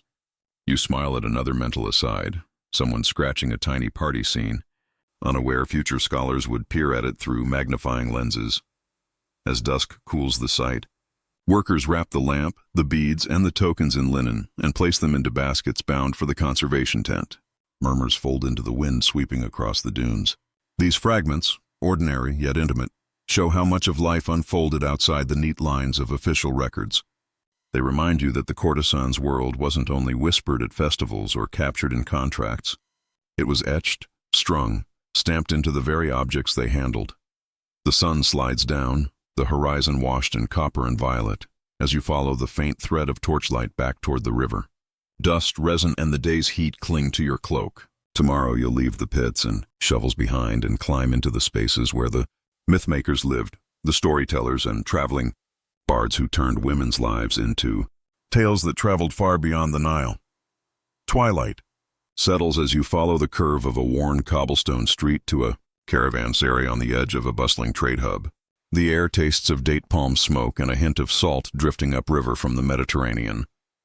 In the courtyard, a ring of travelers huddles around a brazier, shadows dancing over cracked plaster walls. These are storytellers and wandering bards, men who make their living threading scraps of truth into epics that ripple through markets and ports. You might think their tales about courtesans were simple exaggerations, but here, in the half-light, you hear how a single story could shift a woman's reputation across kingdoms, blurring fact and invention until even her neighbors lost track of the truth. A grounded note keeps you steady in this haze. Greek and later Roman writers often inflated second-hand Egyptian anecdotes into sweeping accounts, recasting women in temple or festival roles as seductresses, mystics, or bearers of divine favor. Fragments of those tales survive not only in classical histories, but also in demotic papyri that parody such retellings, painting bards as embellishers more than chroniclers. Historians still argue whether these stories spread as intentional propaganda to exoticize Egypt, or simply as campfire entertainment that hardened, over time, into legend. You settle onto a reed mat as a gray-haired bard strums a two-stringed lyre and croons the story of the moon-veiled one, a woman said to walk the rooftops of Thebes, anointing travelers with blue lotus oil and whispering fortunes. A younger listener claims she could charm a pharaoh. Another insists she was just a musician turned phantom by drunken sailors. Fringe whispers say some bards built composite legends, stitching several courtesans into one unforgettable figure. You hear the dry chuckle of a joke, an exasperated woman muttering, "I play the harp twice and suddenly I haunt rooftops forever." Off to the side, a merchant scribe thumbs a worn papyrus filled with quick sketches and rhymed verses. The lines tease wealthy patrons, a governor's dancing compared to a hippo wallowing, while a garland bearer of Memphis coaxes him to keep time. The songs make courtesans into witty companions who coax clumsy elites into laughter. Historians still ask whether such verses granted notoriety these women welcomed, or burdens they couldn't easily shed, especially when jokes travel faster than facts along caravan roads. A younger bard rises with a half-serious, half-satirical ballad about a courtesan called the Keeper of the Silent Hall, said to have arranged secret feasts during curfews so merchants could maintain alliances. A fringe theory links it to real events during a grain shortage. Others dismiss it as performance crafted to thrill weary traders. You grin as another aside bubbles up, the bard pausing mid-verse to wink and ask for another amphora of wine. I'll tell you which hall still stands. The scent of roasting chickpeas drifts across the courtyard while two Nubian drummers pound a slow rhythm under a tale of the jewel of Elephantine. A woman rumored to have persuaded a caravan master to ferry rare incense past checkpoints by distracting officials with music and feasts. Variations of the story appear in multiple languages, enough to cross borders. Historians still argue whether it preserves a kernel of truth about the leverage some women held, or simply offered foreign audiences a taste of Egyptian flair. In one corner, a poet sketches a rough map in the sand, the Nile's bends, cities where certain women are revered or feared. Companions nod as he names figures by titles more than names. The dancer of Bubastis, the singer with two strings, the Vale of Tanis. A fringe claim says such maps sometimes doubled as guides for foreign patrons seeking these famed companions. Skeptics insist they were just stage props. Another small joke slips in, a bewildered sailor squinting at the sand map and asking, "Do I turn at the crocodile or the palm tree?" As the fire sinks low, the storytellers trade closing lines, blessings for Hathor mingling with laughter at their own embellishments. Instruments and scrolls disappear into travel bags, their tales destined to echo in taverns, markets, and the quieter corners of noble courts. These stories, equal parts myth and memory, ensured that courtesans lived on as more than women in linen and beads. They became figures larger than life, sometimes revered, sometimes mocked, seldom forgotten. You rise as the circle breaks and step into the cool night. The crescent moon hangs low, glinting on the Nile's dark water. The murmured verses and fading notes remind you that reputation was as much performance as any dance or song. Tomorrow you'll leave the bards behind and walk the paths of patrons, governors, priests, foreign traders, to trace how their choices shaped these women's lives in ways both elevating and exploitative. You set out before sunrise along the stone-paved road that curves toward the villas and estates of Memphis, where the air feels heavier with wealth, and the faint perfume of imported cedar lingers near the gates. Guards, in simple linen kilts, lean on their spears and watch with indifferent eyes as you pass through shaded archways into rooms where a courtesan's fate could rise or fall with the whims of men who held titles, coin, and connections. You might expect these grand homes to keep their distance from women of that trade, yet their walls hide contracts, gifts, and quiet talk that show how tightly lives entwined when status and need crossed paths. A steadying detail grounds your steps. Papyrus receipts and private letters from the Ptolemaic period record wealthy landowners paying stipends not just for companionship, but to secure the presence of favored courtesans at seasonal feasts and diplomatic dinners. Sometimes they received more than money, grain allotments or small plots of land, binding their livelihoods to estates. Historians still debate whether these arrangements amounted to semi-formal patronage or blurred relationships that looked too much like concubinage, leaving the women's true status somewhere between independence and obligation. You pause by a sunlit courtyard where two servants polish alabaster bowls for an upcoming banquet. On a low table rests a rolled contract sealed with wax and tied with linen twine. A clerk unrolls it just enough to confirm a line. 2 deben of silver and 3 jars of honeyed wine promised each month to a woman named Hecana in exchange for her exclusive attendance at a merchant's council. A fringe whisper says that exclusivity gave her room to broker introductions behind the scenes, quietly shaping trade while pouring wine. You can't help smiling at the thought of her shrugging as the toasts ring out, perfectly aware she's closing deals while the men congratulate themselves. The stray joke lingers. I'm the only one here working 2 jobs, and one pays better. Farther on, you step into a cool chamber where jars of oil and bolts of fine linen are stacked beside a writing desk. A scribe carefully logs deliveries from Nubian traders, marking which items are earmarked as gifts for the beloved singer. Such offerings, though not wages, bound courtesans to patrons through webs of favor that could outlast any formal contract. Historians still argue whether these exchanges offered lasting security or tethered the women to the fortunes of benefactors, who might one day look elsewhere. Shallow stairway leads into a vaulted wine cellar, rows of amphorae stretching into the dim. On one jar, a hasty charcoal scrawl, "For the Lady of the Lute, touch not." Some say favored performers sometimes claimed entire vintages, distributing choice jars to important guests as tokens of favor. Others insist these were only storage notes with no secret code. You chuckle, picturing an exasperated steward discovering the wrong jar tapped. Another wry thought curls up, the Lady of the Lute quipping, "That's not wine." That's my retirement plan. Back upstairs, you wander through a gallery of painted reliefs showing household scenes. One panel depicts a woman presenting a lotus garland to a reclining noble while musicians play. Some scholars call it a stylized banquet scene.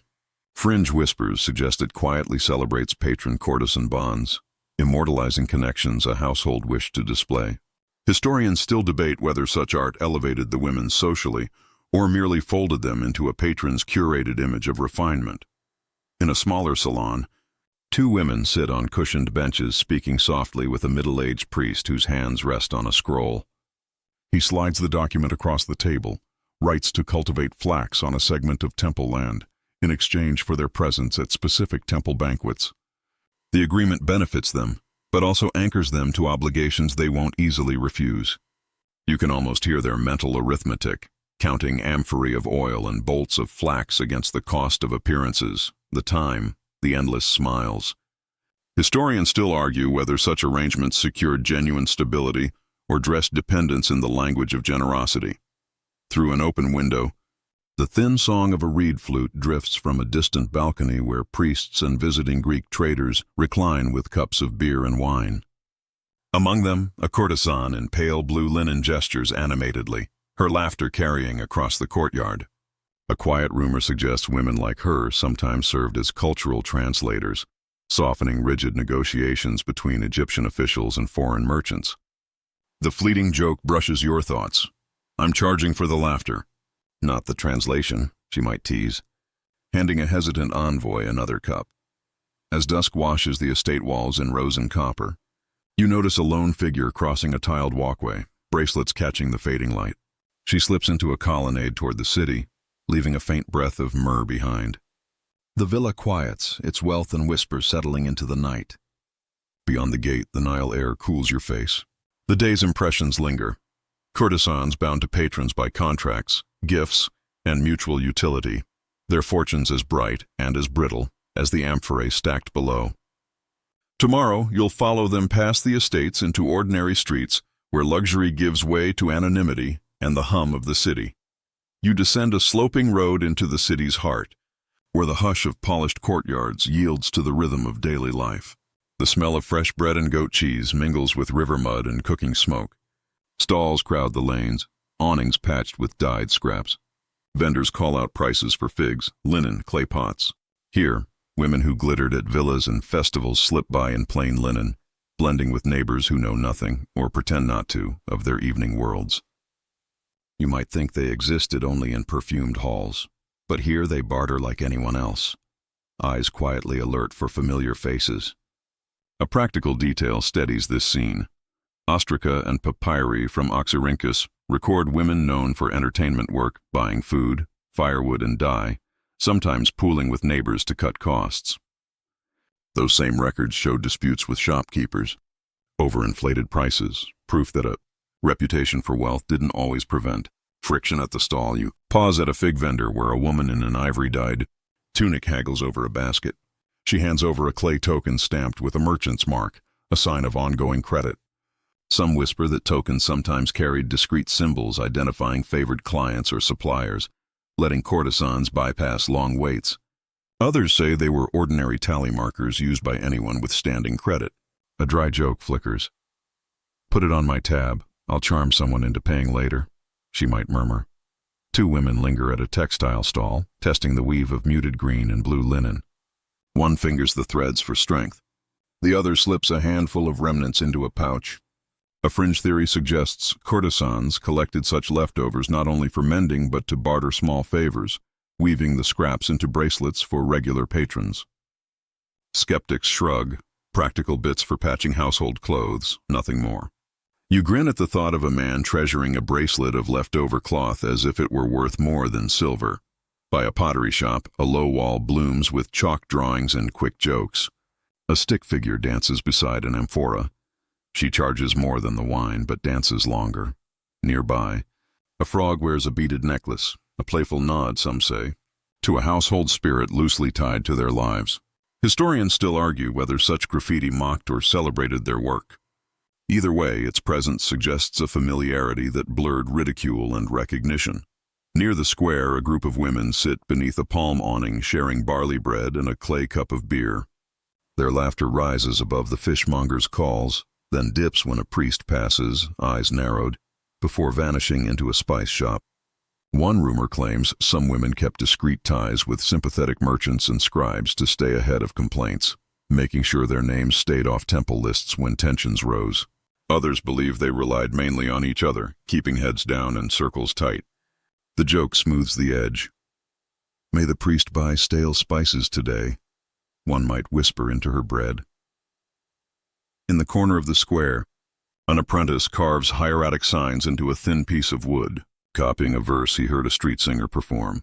It praises a woman called the Whisper of Hathor for her voice rather than her looks, hinting that in the common quarter, artistry could count more than rumor.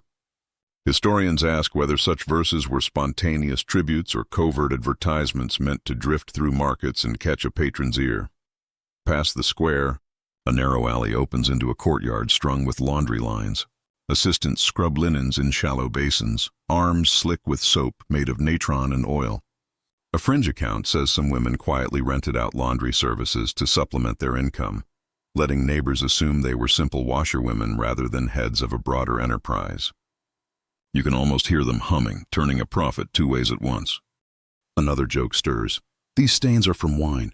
The silver will wash up fine," she might say, twisting a tunic dry. As the sun dips and mud brick walls glow deep gold, the streets thin. Awnings roll up. Roasted onions scent the evening air. Courtesans vanish into private rooms. Plain tunics hiding jeweled combs and scented oils waiting behind the door. The city feels like 2 worlds folded together, and you can sense how carefully they walk the crease. A faint breeze rustles papyrus leaves as you turn toward the river.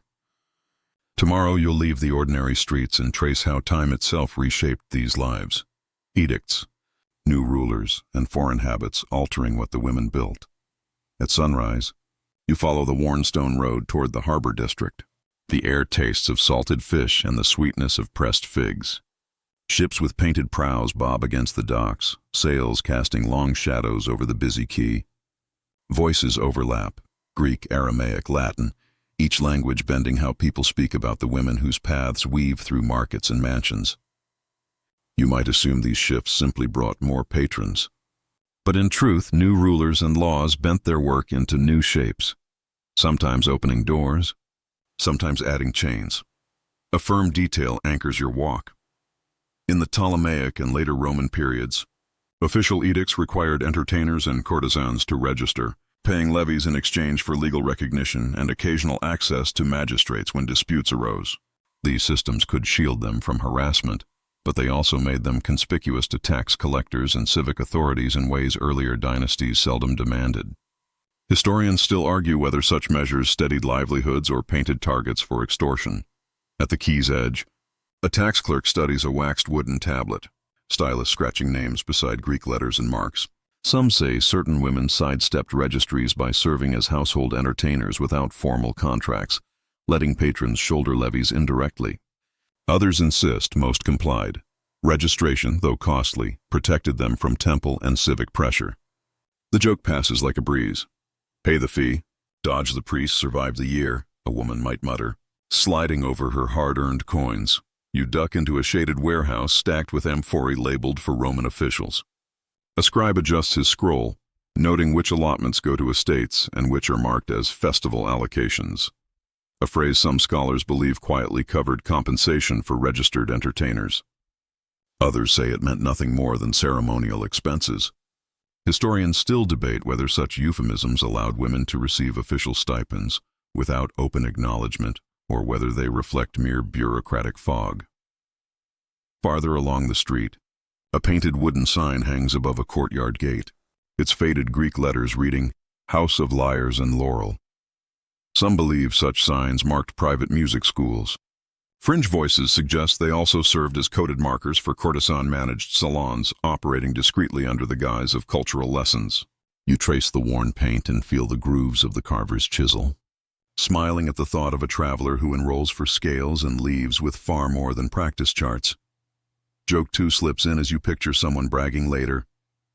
"I studied the lyre, but I learned the waltz instead," they'd say, patting a new bracelet of faience beads. Through a narrow lane, you notice a Roman officer leaning against a pillar, watching a courtesan in a crimson wrap speak softly with a merchant from Cyrene. His hand rests on a wax tablet where he notes her name, not as a charge but as a figure tied to a levy. A fringe rumor says some officials cultivated quiet networks with favored courtesans, allowing them to bypass certain fees in exchange for whispers about market tides or rival households. Others insist the women kept clear of such entanglements, knowing how fast favors could turn into snares. Historians still debate whether these connections lean toward partnership or exploitation. Near a fountain shaded by sycamores, a cluster of women share the latest talk about edicts rumored from Alexandria. One murmurs that new taxes will include a surcharge on imported perfumes. Another curses that levies on music licenses may double.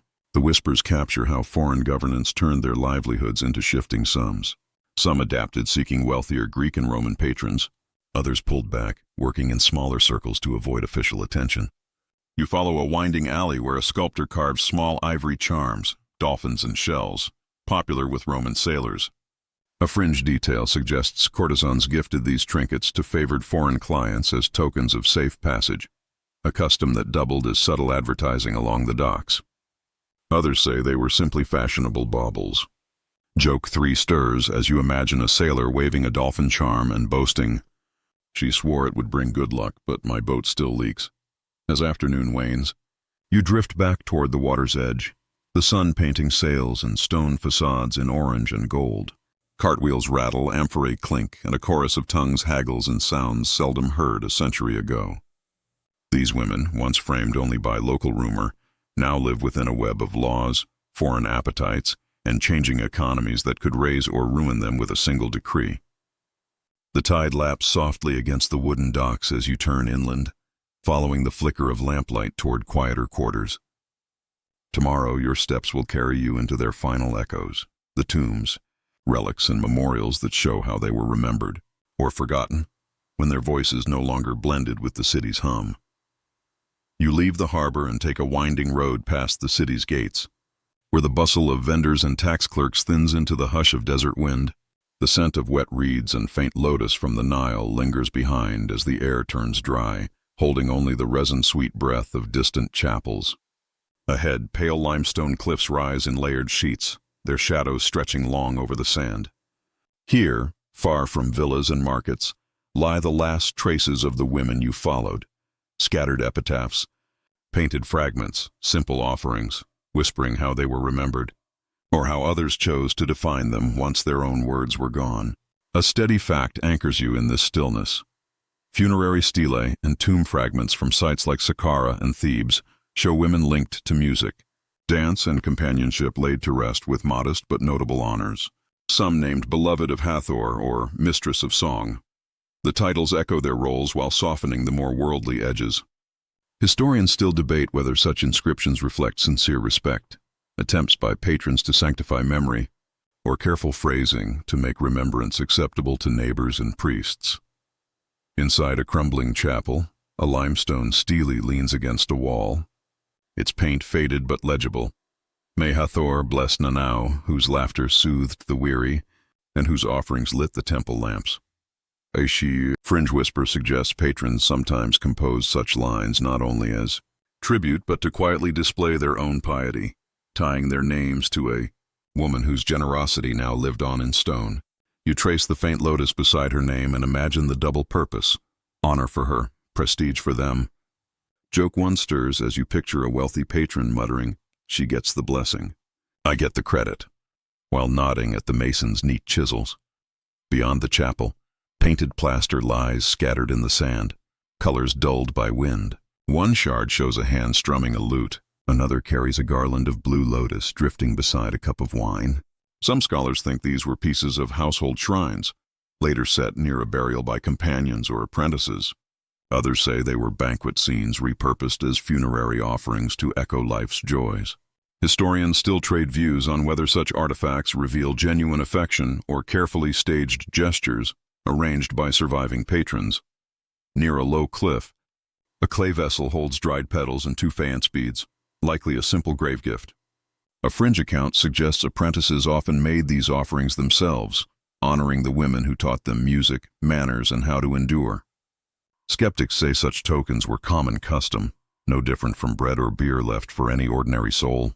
Still, the image of a younger woman kneeling to place those beads is hard to shake. Farther along, a worn stone slab rests beside a shallow pit, its inscription partly eroded. The remaining lines recall a woman named Tasherit, a voice of comfort and hands of grace. There is no mention of patrons or family, only these qualities, suspended in air. Historians still ask whether such omissions were crafted to shield her legacy from judgment or simply reflected affection beyond her public life. You climb a narrow path to a tomb where a faint mural clings to the wall. 2 women sit by a pool beneath a painted palm, hands joined, one offering a lotus to the other. Some see camaraderie, perhaps even a bond that outlived the rooms where they once performed.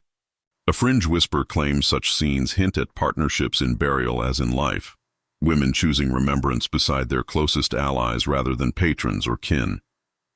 Joke 2 drifts through your mind, a scribe muttering, "No husbands, just 2 friends and a flower," while painting the scene with steady hands. Within a shallow chamber, a breath of resin lingers. A small wooden box rests near the back, its lid carved with Hathor's face and a pair of tiny, smiling Bes figures. Some believe boxes like this held personal tokens.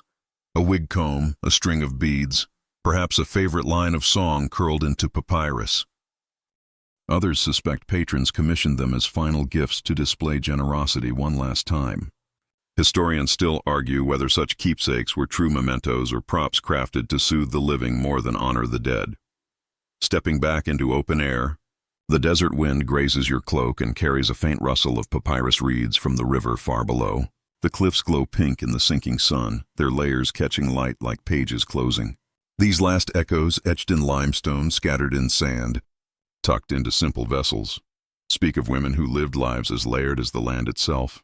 Music and luxury, struggle and resilience woven into Egypt's story even as details fade. Joke 3 crosses your mind as you imagine a ghostly bard whispering. At least the lotus outlasted the gossip. The desert cools quickly as dusk deepens, and your steps slow along the path toward the city's faint torchlight. The wind hums through the cliffs, softer now, like a closing lullaby. You pause to take in the view, the Nile glimmering below like a thin thread, then turn back toward the living world where these echoes began. Night settles gently as you leave the tombs behind. Cool air brushes your face like a calm hand, easing the day's heat. The river's slow murmur rides the wind, blending with the distant calls of night birds in the reeds. The sky darkens to velvet, scattered with stars like crushed quartz, each casting a faint silver sheen across the sand. You breathe slowly and let the stillness sink into your chest, the noise of the day fading until only quiet remains. The path feels soft underfoot, fine grains shifting gently as you walk. Each step moves slower now. The breeze slides past, carrying a trace of myrrh and lotus from the tombs. Your shoulders ease, your breath smooths. Each inhale rounds the edges of thought. Each exhale leaves you lighter. Far away, a temple torch flickers, so faint it looks like a star resting on the earth. You pause, eyes half closed, letting the rhythm of the wind and the muted pulse of the river steady your senses. The world feels hushed, wrapped in its own blanket of night, and you drift within it. The last warmth slips away, replaced by a cool calm that settles across your skin. Sounds, scents, and distant lights blur into a gentle haze until all that remains is stillness, and your body feels ready to follow wherever the quiet night carries. The night folds itself around you, like a cool shawl as you leave the tombs and drift back toward the city's rim. You don't plan your route. Your feet find it. The path is traced with moonlight and the faint prints of sandals, as if other walkers have been thinking the same quiet thoughts you are and set them down in the dust. By the time the first lamps of the outlying quarters show through the palms, the hush of the desert has eased its hold, and the familiar city thrum begins to return. A cart's wheel ticking over a stone, a door bolt lifted, a pot lid settled to keep the night air out. You turn into a lane where papyrus mats hang like curtains, lifted by a breeze and falling back again with a sigh. A cat slips past, tail sweeping the wall, and vanishes beneath a stack of storage jars. The smell here is of wet clay and fennel seed, not the heavy resins of temples, not the salt and tar of the harbor, a neighborhood's simple breath. You're almost at your door when a figure sidles from a shadowed doorway and speaks your name in a hushed voice, as if it belonged to your thoughts and not the street. You know her, Kenneferet, a singer who sometimes turns up at festivals or in the fringes of great houses, never quite belonging to either. She's in a plain wrap tonight, hair bound with a short strip of linen instead of flowers. The moon glances off her cheekbone and leaves the rest of her face to the dark. She says she's been waiting since dusk, then makes a small, wry mouth at herself for the admission. What is it? You ask, and she answers by pressing something into your palm, a folded scrap of linen, stiff with a film of old oil.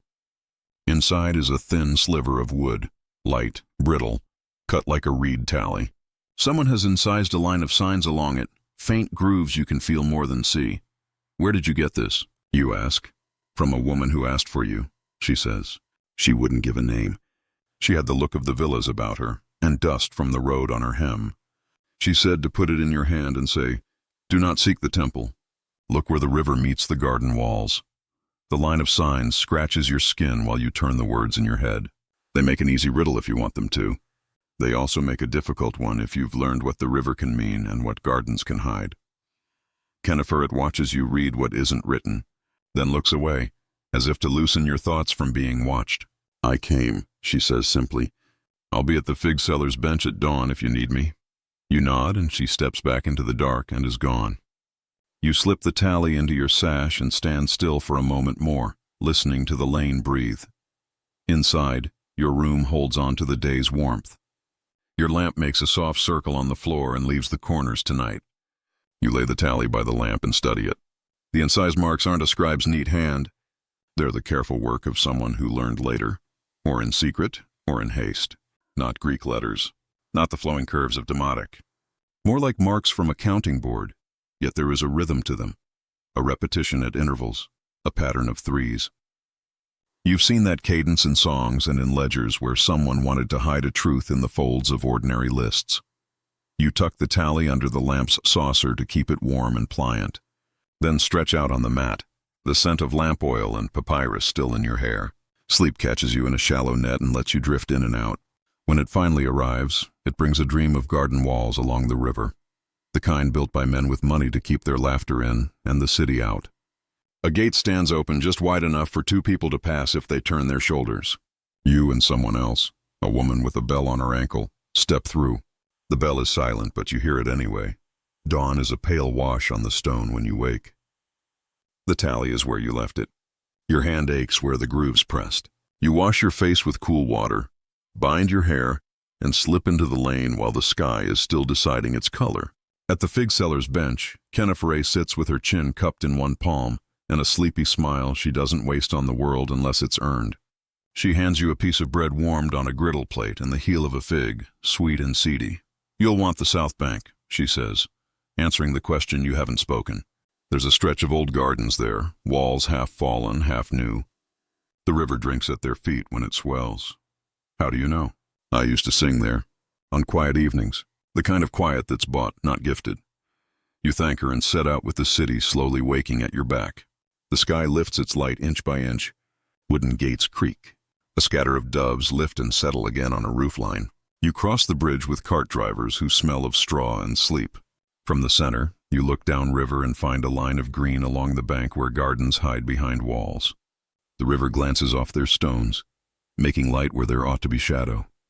By the time your sandals meet the moist sand of the South Bank, the vendors are still arranging their baskets and the officials have not yet set up their tablets. The gardens look closed. That's how rich people's gardens like to look, sealed in self-importance, so the city will walk around them and forget that gates exist. You find the gate by not looking for it. You follow the wall to a place where palm fronds reach over too far, and papyrus grows thick against the stones, like a curtain.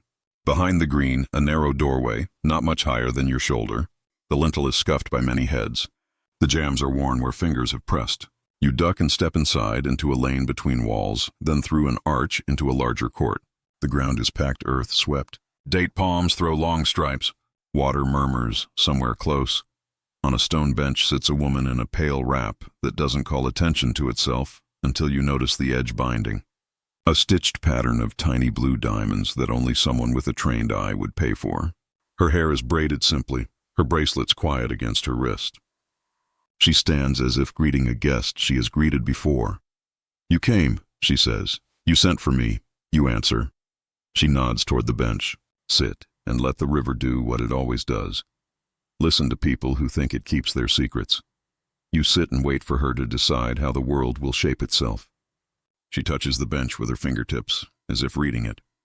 "There are women," she says, "whose names you will never hear because their patrons preferred it that way, and their friends learned fast.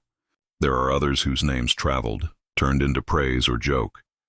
I am neither. I have chosen to be a passageway, not a room. And the tally?"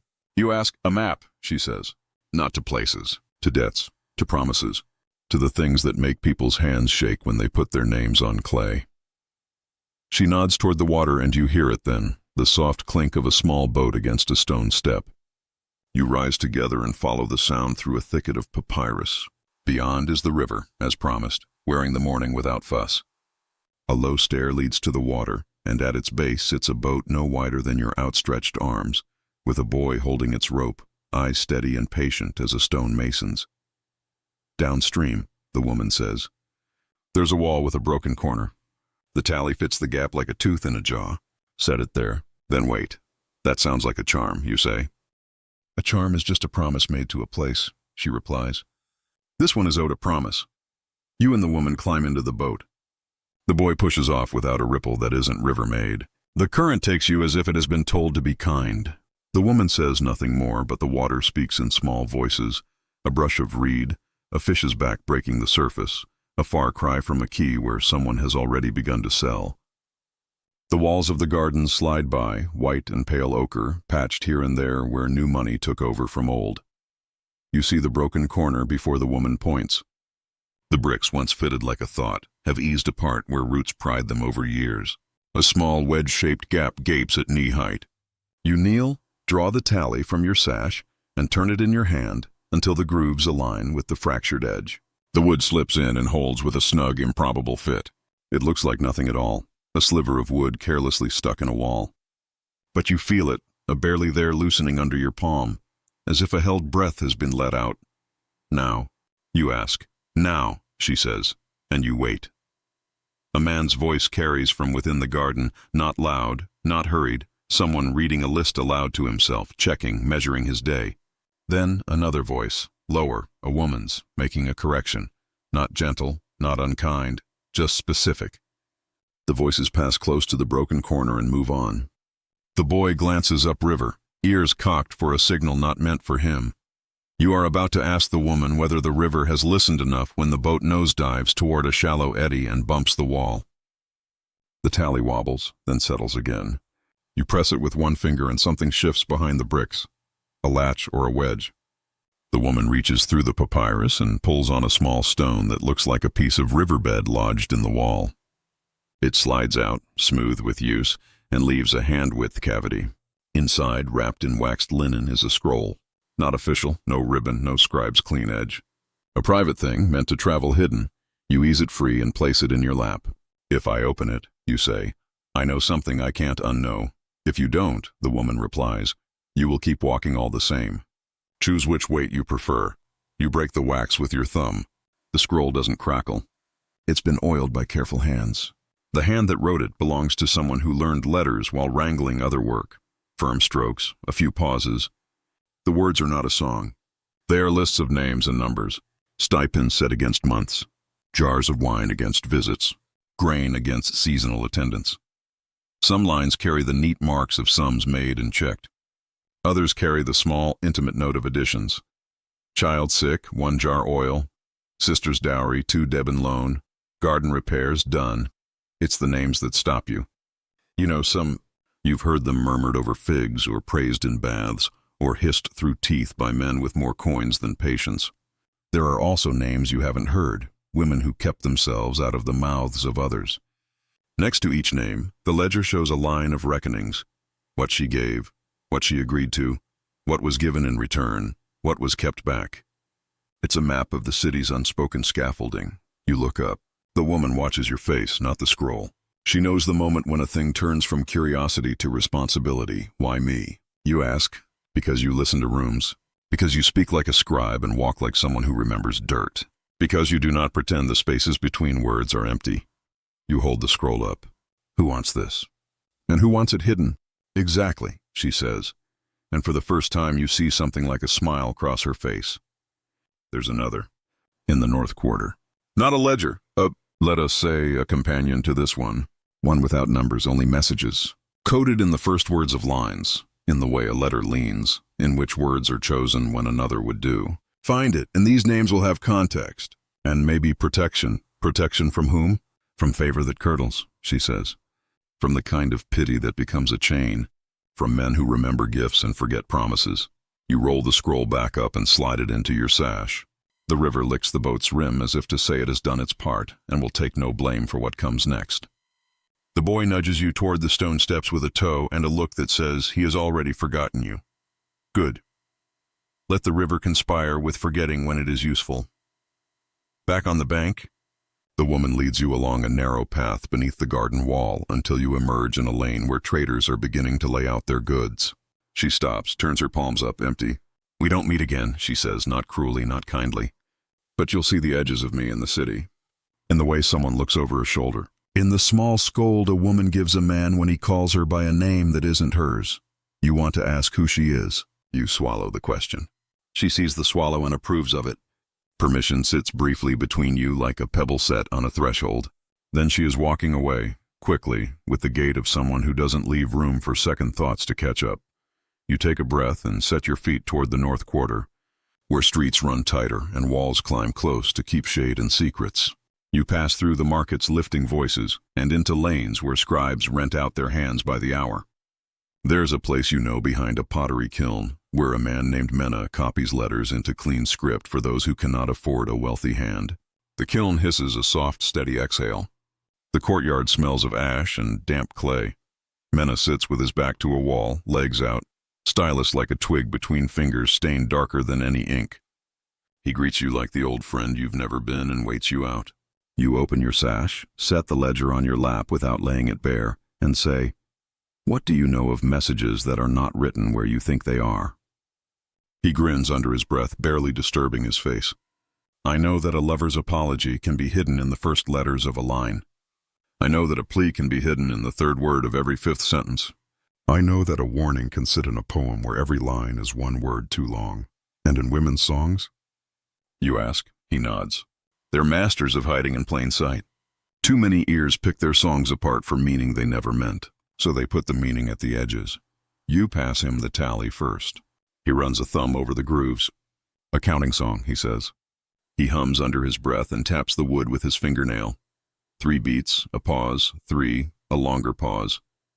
A list turned to rhythm. Good way to remember debt without writing it where anyone can read. Then you lift the scroll, not unrolling, just letting him weigh its presence. He nods as if he has met it before in another life. "If there is a companion," he says, "it is probably where men like me forget to look. In a place where women wait their turn but make their own work. A bathhouse, perhaps. Or a laundry where the chalkboard shows lists and the jokes on the wall carry more weight than the lads think." You think of the South Bank's gardens, the neatness that bought its quiet. Then of the North Quarter, sharper elbows, quicker eyes. You leave Mena with a wave and a promise to return with bread he cannot afford to buy for himself without feeling guilty. The bathhouse you choose sits where a row of plane trees makes a little river of shade. Its door is open. Heat draws people in and pushes them out, in and out like breath. Inside, steam makes the air tender. Women sit on the edge of the warm pool with their feet in, gossip rising with the mist. On a wall near the towels, a board holds names with chalk ticks beside them. Who is owed what? Who is paid? Who needs a favor? It looks like a mess of errands and half-promises. It also looks like a chorus. You wait, pretending to fuss with your wrap until the bath matron steps outside to scold a girl for spilling water. Then you move closer to the board, and the chorus pulls itself into something like melody.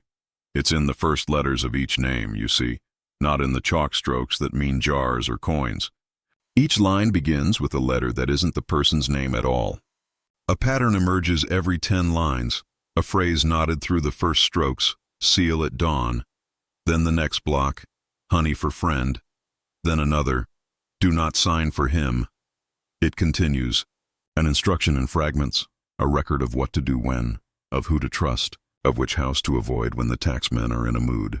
You copy the sequence onto your arm in invisible strokes, a memory trick learned when your hands were smaller and pockets shallower. When you pull back, one of the older women is watching you, calm and not interested in making this a scene. "Leave a loaf tomorrow," she says quietly. For the matron. She lets the board be. You nod and bow your head to the steam and slip back into the street. The messages curl up inside your memory like a cat claiming a lap. You breathe once, twice, and the whole city looks different. The chalkboard jokes, the bead colors, the phrasing of a vendor's song. All of it possibly something else if you listen from the side. You spend the day walking like that. You take your time at corners. You linger where bees ride slow circles over jars of sesame. At a dye seller's stall, 3 women laugh at a joke that isn't funny, and you hear the second meaning in the way the laughter stops. At a reed cutter's, a boy shows you a flute with a crack in the mouthpiece, and you hear a warning in the way he says, "crack." The ledger in your sash seems to gain weight. Not leaden, simply real.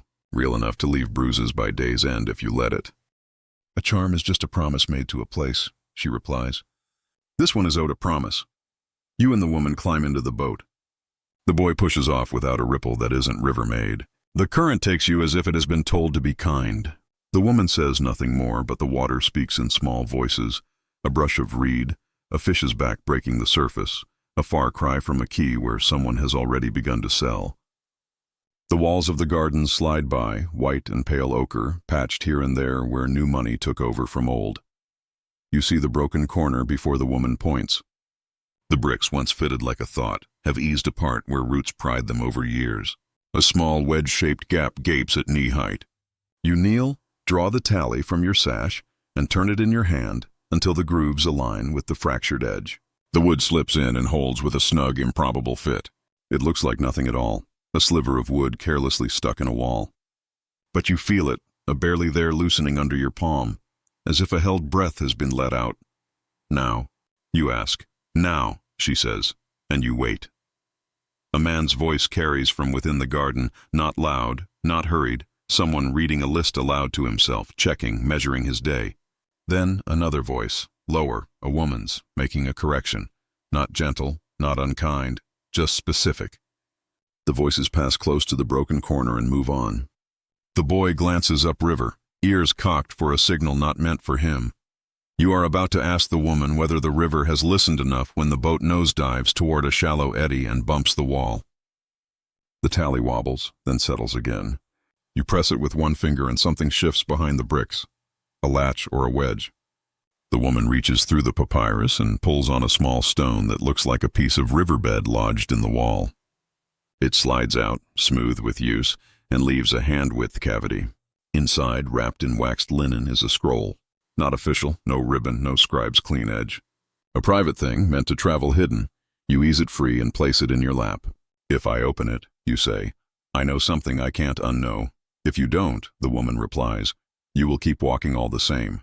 Choose which weight you prefer. You break the wax with your thumb. The scroll doesn't crackle. It's been oiled by careful hands. The hand that wrote it belongs to someone who learned letters while wrangling other work. Firm strokes, a few pauses. The words are not a song. They are lists of names and numbers, stipends set against months, jars of wine against visits, grain against seasonal attendance. Some lines carry the neat marks of sums made and checked. Others carry the small, intimate note of additions. Child sick, 1 jar oil. Sister's dowry, 2 Debin loan. Garden repairs, done. It's the names that stop you. You know, you've heard them murmured over figs or praised in baths, or hissed through teeth by men with more coins than patience. There are also names you haven't heard, women who kept themselves out of the mouths of others. Next to each name, the ledger shows a line of reckonings. What she gave, what she agreed to, what was given in return, what was kept back. It's a map of the city's unspoken scaffolding. You look up. The woman watches your face, not the scroll. She knows the moment when a thing turns from curiosity to responsibility. Why me? You ask. Because you listen to rooms. Because you speak like a scribe and walk like someone who remembers dirt. Because you do not pretend the spaces between words are empty. You hold the scroll up. Who wants this? And who wants it hidden? Exactly, she says. And for the first time you see something like a smile cross her face. There's another. In the north quarter. Not a ledger. Let us say, a companion to this one. One without numbers, only messages. Coded in the first words of lines. In the way a letter leans, in which words are chosen when another would do. Find it, and these names will have context. And maybe protection. Protection from whom? From favor that curdles, she says. From the kind of pity that becomes a chain. From men who remember gifts and forget promises. You roll the scroll back up and slide it into your sash. The river licks the boat's rim as if to say it has done its part and will take no blame for what comes next. The boy nudges you toward the stone steps with a toe and a look that says he has already forgotten you. Good. Let the river conspire with forgetting when it is useful. Back on the bank, the woman leads you along a narrow path beneath the garden wall until you emerge in a lane where traders are beginning to lay out their goods. She stops, turns her palms up, empty. We don't meet again, she says, not cruelly, not kindly. But you'll see the edges of me in the city. In the way someone looks over a shoulder. In the small scold a woman gives a man when he calls her by a name that isn't hers. You want to ask who she is. You swallow the question. She sees the swallow and approves of it. Permission sits briefly between you like a pebble set on a threshold. Then she is walking away, quickly, with the gait of someone who doesn't leave room for second thoughts to catch up. You take a breath and set your feet toward the north quarter, where streets run tighter and walls climb close to keep shade and secrets. You pass through the market's lifting voices and into lanes where scribes rent out their hands by the hour. There's a place you know behind a pottery kiln, where a man named Mena copies letters into clean script for those who cannot afford a wealthy hand. The kiln hisses a soft, steady exhale. The courtyard smells of ash and damp clay. Mena sits with his back to a wall, legs out, stylus like a twig between fingers stained darker than any ink. He greets you like the old friend you've never been and waits you out. You open your sash, set the ledger on your lap without laying it bare, and say, "What do you know of messages that are not written where you think they are?" He grins under his breath, barely disturbing his face. "I know that a lover's apology can be hidden in the first letters of a line. I know that a plea can be hidden in the third word of every fifth sentence. I know that a warning can sit in a poem where every line is one word too long. And in women's songs?" You ask. He nods. They're masters of hiding in plain sight.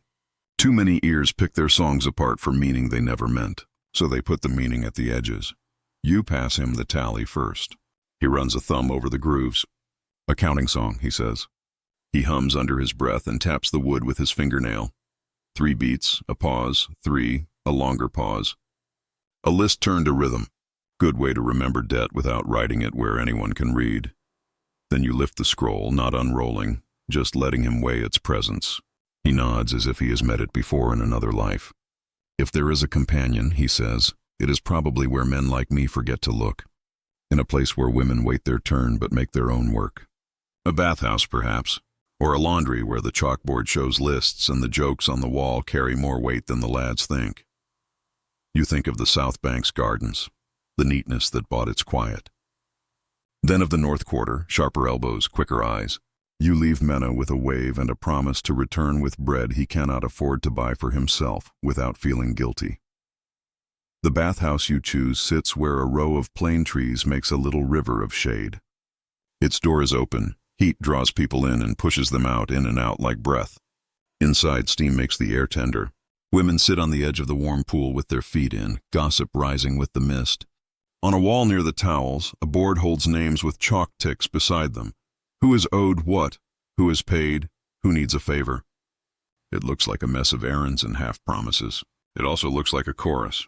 You wait, pretending to fuss with your wrap until the bath matron steps outside to scold a girl for spilling water. Then you move closer to the board, and the chorus pulls itself into something like melody. It's in the first letters of each name, you see, not in the chalk strokes that mean jars or coins. Each line begins with a letter that isn't the person's name at all. A pattern emerges every 10 lines, a phrase knotted through the first strokes, "seal at dawn." Then the next block, "honey for friend." Then another, "do not sign for him." It continues, an instruction in fragments, a record of what to do when, of who to trust, of which house to avoid when the taxmen are in a mood. You copy the sequence onto your arm in invisible strokes, a memory trick learned when your hands were smaller and pockets shallower. When you pull back, one of the older women is watching you, calm and not interested in making this a scene. "Leave a loaf tomorrow," she says quietly. For the matron. She lets the board be. You nod and bow your head to the steam and slip back into the street. The messages curl up inside your memory like a cat claiming a lap.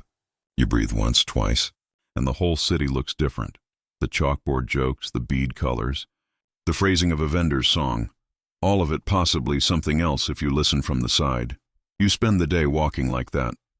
You take your time at corners. You linger where bees ride slow circles over jars of sesame. At a dye seller's stall, 3 women laugh at a joke that isn't funny, and you hear the second meaning in the way the laughter stops. At a reed cutter's, a boy shows you a flute with a crack in the mouthpiece, and you hear a warning in the way he says, "crack." The ledger in your sash seems to gain weight. Not leaden, simply real. Real enough to leave bruises by day's end if you let it. You meet Kenniferette at dusk, where the street opens to the low river wall and people lean to watch the water take light and shake it into something beyond anyone's keeping. She sits with her feet dangling and a heel thumping time against the stone. She looks at your face before she looks at your hands, and that too tells you something about friends. Did you find it? She asks. Pieces, you say. Enough to be dangerous and not enough to be safe. Sounds like a song, she muses. Most of the good ones live there. You show her none of the words. You give her, instead, a slice of what the words are trying to do. Protect those whose names are on the wrong tongues. Harden the places where smiling men think they will always be welcome. Leave bread where someone quietly keeps a board that shouldn't exist. You expect her to laugh, to deflate you by turning your seriousness into a lighter breath. She doesn't. She nods slowly and stares at the water until the afterimage of the sun has washed the river clean. A little boy runs along the wall, arms out like wings. A dog follows, tail wagging, defeated by joy. Somewhere behind you, a seller of roasted beans sings a line about luck and wives that's older than any temple. Kenneferette stands. Come, she says. There's a place where the wall listens better than most. We can speak there, and the city will hold our words instead of spending them. She leads you through lanes that have learned not to be tested and down a stair slick with 10,000 feet. At the bottom is a small room, half open to the sky, where an olive tree has set its roots like fingers into the corners. The stone here remembers the river when it ran higher. Someone has set flat pebbles in a circle, as if to mark where to rest your worries. It is a small room made for big thoughts. Kenneferette sits on a stone and presses a palm to the ground. When I was a child, she says, a woman taught me a song with no words. Only beats. I asked where the words went, and she said, into women's mouths that have other work to do. I think about that when the city asks me to sing it, things I do not want it to learn. You tell her about the ledger and the tally and the bathboard. You do not say names. You lay out instead what the names do, how they mesh, how they resist, how they ask for more than pity. When you're done, the evening has followed you down the steps and set its elbows on the sill. The wall holds your words without echo. It absorbs them like oil into wood. Kenneferette taps a beat on her knee. 3. Pause. 3. Longer pause. Isn't it something? She says finally. How the city writes the women it doesn't want to see into its margins, and how the margins turn out to be the place where the real writing happens. You think of the stele in the tomb, the carved faces that held and softened stories. You think of a chalkboard and a chalk that is almost nothing until it isn't. You think of the woman in the garden, who calls herself a passageway and not a room. On your way back to your door, the city is in that hour where it puts down its daytime hands and picks up its night ones. Gentler, quicker, not necessarily kinder. You sleep with the ledger under your mat and the wooden tally set against your doorframe like a piece of luck. Morning brings a change in the air that isn't weather. People stand in little knots and look both ways before speaking. The market hums on the surface but holds itself taut beneath. Near the tax clerk's corner, a cluster of men in new gray togas murmurs around a table. Their styluses flash like fishbacks. An edict has come upriver in fast hands. You don't need to read it to know that it is the sort of announcement that calls itself order and calls its price a fee. A woman you know only by her durably mended sandals brushes your sleeve as she passes. The board, she says without turning her head. They've heard about the board. You move faster than you look. The bathhouse door is open to prove that nothing is happening inside. 2 clerks wait near the towels, eyes narrowed in the way that means they've already decided what they will write. The matron stands with her arms crossed and her chin a little higher than Prudence would like. The board still hangs on the wall, chalk smears bright and vulnerable. The messages thread through them like a stream under lily pads. You don't know what you will do next. Not exactly. You only know that the ledger under your mat belongs to more than a handful of names now. You know that a chalk stroke can be put to many purposes, that a song can carry a message, and that a message can be reshaped when someone tries to hold it down. You know where the walls are broken, where the river meets the gardens, where a boy waits with a rope and a woman waits with the choice to be a passageway. You step forward, not to make a speech, not to be a hero in a story that prefers its heroes simple, but to stand where a clerk will have to look past you to get to the board. The matron's mouth twitches. Kenneferette appears at your shoulder, humming a line with no words, the beat of 3 and a pause. Behind you, the murmur from the lane gathers like weather ready to change. Somewhere, perhaps in a villa where wine has not yet found a cup, a man who prides himself on being reasonable will decide to push too hard. Somewhere, a woman in a pale wrap with blue diamonds at the edge will choose to mail a message by boat rather than by mouth. Somewhere, a laugh will turn a threat aside. Somewhere, a song will be mistaken for a prayer and granted the protection that prayers sometimes earn. You breathe. The chalk squeaks as a clerk writes a name that doesn't belong to him. The city, which has many ears, tilts its head. You place your palm against the wall and feel its slow, patient listening, and you remember that a charm is just a promise made to a place. You have promises to make. You have people to ask for theirs. You have a tally to fit, a board to read from the edges inward, a ledger to keep breathing and not turn into a weapon in someone else's hand. You glance at Kenna Ferret. She tilts her face toward the ceiling's steam-silvered light, and the first beat of the wordless song finds your bones. The matron clears her throat. The clerk's stylus hesitates. The city inhales. And then, the clerk's stylus hovers, then scratches one possessive stroke across the bathhouse board. It is a small sound, yet every ear in the room catches it. The matron doesn't flinch. Kenna Ferret's hum threads the steam with that simple beat. 3, pause 3, longer pause, and the women gathered along the edge of the pool answer without words. A shift of weight, a straightening of spines. The board is just chalk on wood, but it has become a place, and places remember promises. Who keeps this ledger? The clerk asks, gesturing at the names as though they were his to sort. Who authorizes these notes? Who pays the oil bill? The matron counters blandly. Who replaces towels when they fray? If you have coin for soap, sir, you may bathe. If you've come to count breaths, you'll leave empty-handed. Laughter ruffles the steam, light, then swallowed. The second clerk, the younger one, looks uncertainly toward the doorway where two men in fresh togas pretend to be disinterested. You step into the space between board and clerk as if reaching for a towel, one hand still damp from the pool. Your table is at the corner, you say gently, as if offering directions to a lost traveler. If you wish to collect the city's dues, you'll find fewer splashes there. He bristles at the soft edge of your voice. And who are you to say where law begins? A person who reads what the law forgets to write.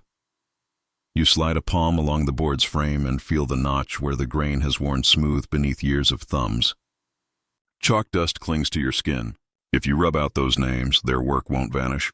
It will simply move where you cannot reach it, and the city will pay for your bruise with trouble you don't want.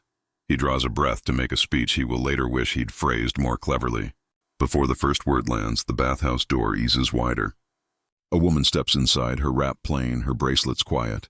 Blue diamonds stitch the edge of her hem. You recognize the tilt of her shoulders, the one who chose to be a passageway, not a room. She doesn't look at you. She looks at the matron and inclines her head as equals do. Forgive the intrusion, she says. I have brought a letter for the clerks from the magistrate's aid. The older clerk lifts his chin, suspicious and intrigued.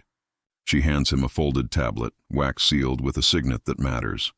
A tiny falcon's head you've seen pressed into clay on amphorae bound for palace stores. He breaks the seal and reads. The words rearrange the air. By the order of the Office of Weights and Measures, no alteration of registry will occur during the 7-day review of market levies. All examinations of private accounts will be conducted at the magistrate's court with petitioners present.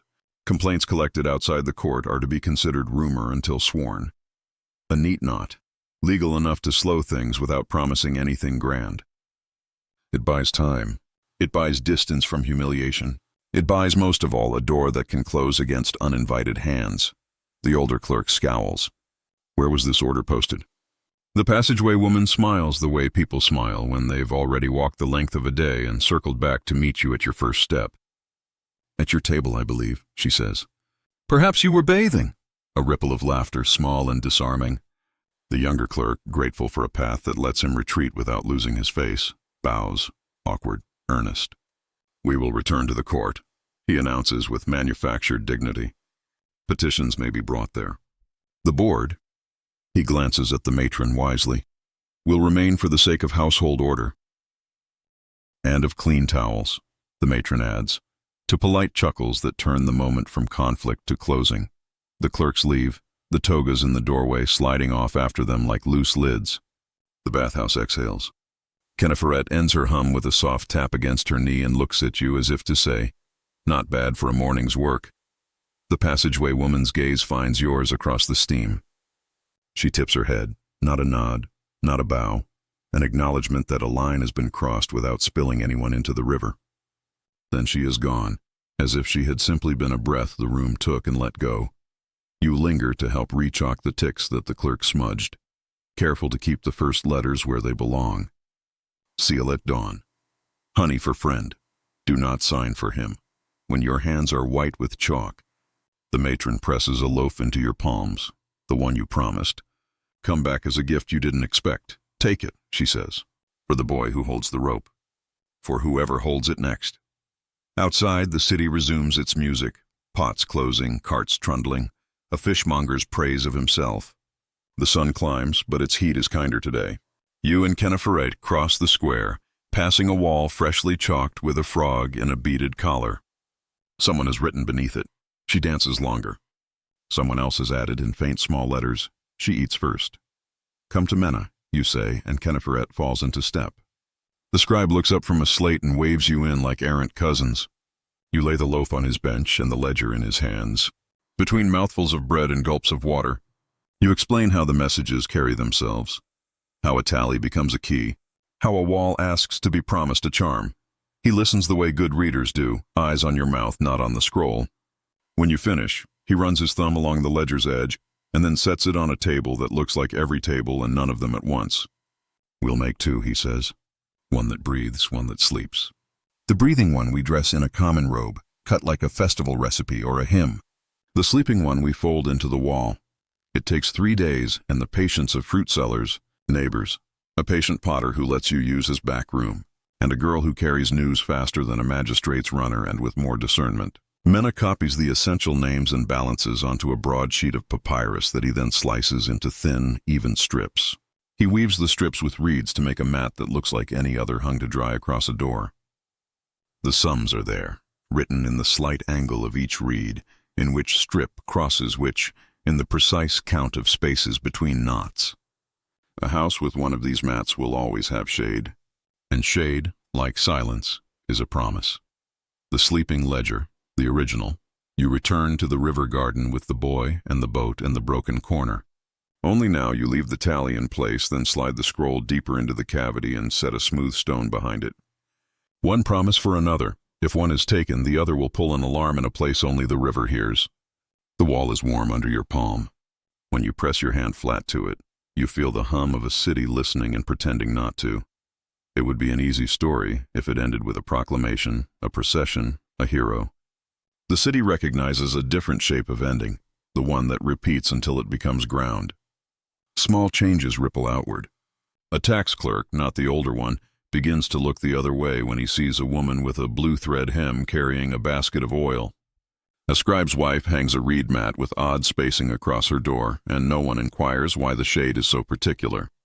A priest buys spoilt spices and sneezes through a sermon, and the women under the palm awning hide laughter in their bread. From time to time, you catch the passageway woman's silhouette on a balcony or in a lane, never quite near enough to speak, always near enough to remind you that not every room should become a stage. Once you see her place a small lotus beside a temple step and walk away before anyone claims the offering. When a rumor begins that the magistrate intends to reform the registrations, her shadow appears at Mena's door just long enough to drop a scrap of waxed linen with 3 words, 7 days. Honey. He nods and is already drafting the hymn to be recited over jars in 7 different markets. Nothing to do with bees on its face. Everything to do with being fed long enough to outweigh a threat. Kenneferet returns to the gardens where silence is purchased and sings songs with edges. She teaches a younger girl the beat with no words. The girl, in turn, teaches a boy who does not yet know his mother's ledger rests behind stone. At festivals, the coated bracelets reappear, threads woven with tiny, irregular knots that say, "I owe you a favor," without saying it aloud. Sometimes you hear a man boast that he learned the waltz from a music school whose sign advertises liars. Sometimes you hear the boatman whistling a tune that isn't a tune at all, just 3 beats, pause, 3, longer pause, while he pulls a new passenger along the garden walls. A season passes. Rains change their mind. Grapes sweeten, then turn. The city keepers repaint a relief in the merchant's gallery. A woman offering a lotus to a noble, the musicians behind her given a little more detail by a sympathetic artisan. The frog on the wall earns a necklace of chalk beads that never seem to smudge. On a warm evening, you walk the path above the tombs and find that someone has cleaned Nanau's stele and filled the lotus carving with a wash of faint blue, barely visible, only if you are the sort who looks for edges. The resin smell inside the shallow chamber lingers less now. The box with Hathor's face has been shifted a finger's width, as if the dead have been visited and approved the small inconveniences of the living. One afternoon, the older clerk meets your eye across a crowded square and, for the briefest of moments, offers a shrug that concedes more than his job description allows. You nod back, and that is the treaty, not signed. Not celebrated, but observed in the little ways that keep streets from breaking.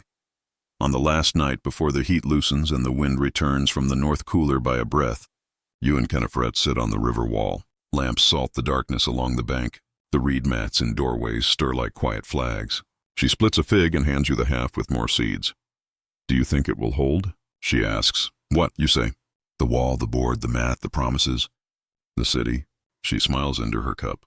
Yes, it will hold until someone forgets to listen, you say. And then the city will remind them. And we'll have to teach the beat again. Kennefret taps the stone with the side of her cup. 3, pause, 3, longer pause. Out on the water, a fisherman mends a net by feel. Along the garden wall, something small slides into place. Perhaps a latch, perhaps a story finding its ending. You stand and offer Kennefret your hand. She takes it, then lets it go, the way friends do when the road is short but the hour is late. Downstream, the boat boy's laugh lifts and lands like a gull. Upstream, a drum carries a slow rhythm back to the harbor where a painted sign still promises scales and sends students home with songs that say other things. You turn toward the lane where papyrus mats breathe in and out with the night air. The city walks beside you, not on parade, not in penance. It keeps its voices low, its jokes handy, its bargains measured by more than coin. Behind a wall, a ledger sleeps. Across a threshold, a mat breathes. On a board, chalk waits for the next hand. The wind rises, a thin, cool thread, and slips a scent of lotus across the stones. It outlasts the talk. It outlasts the day. It outlasts the need to say one more thing.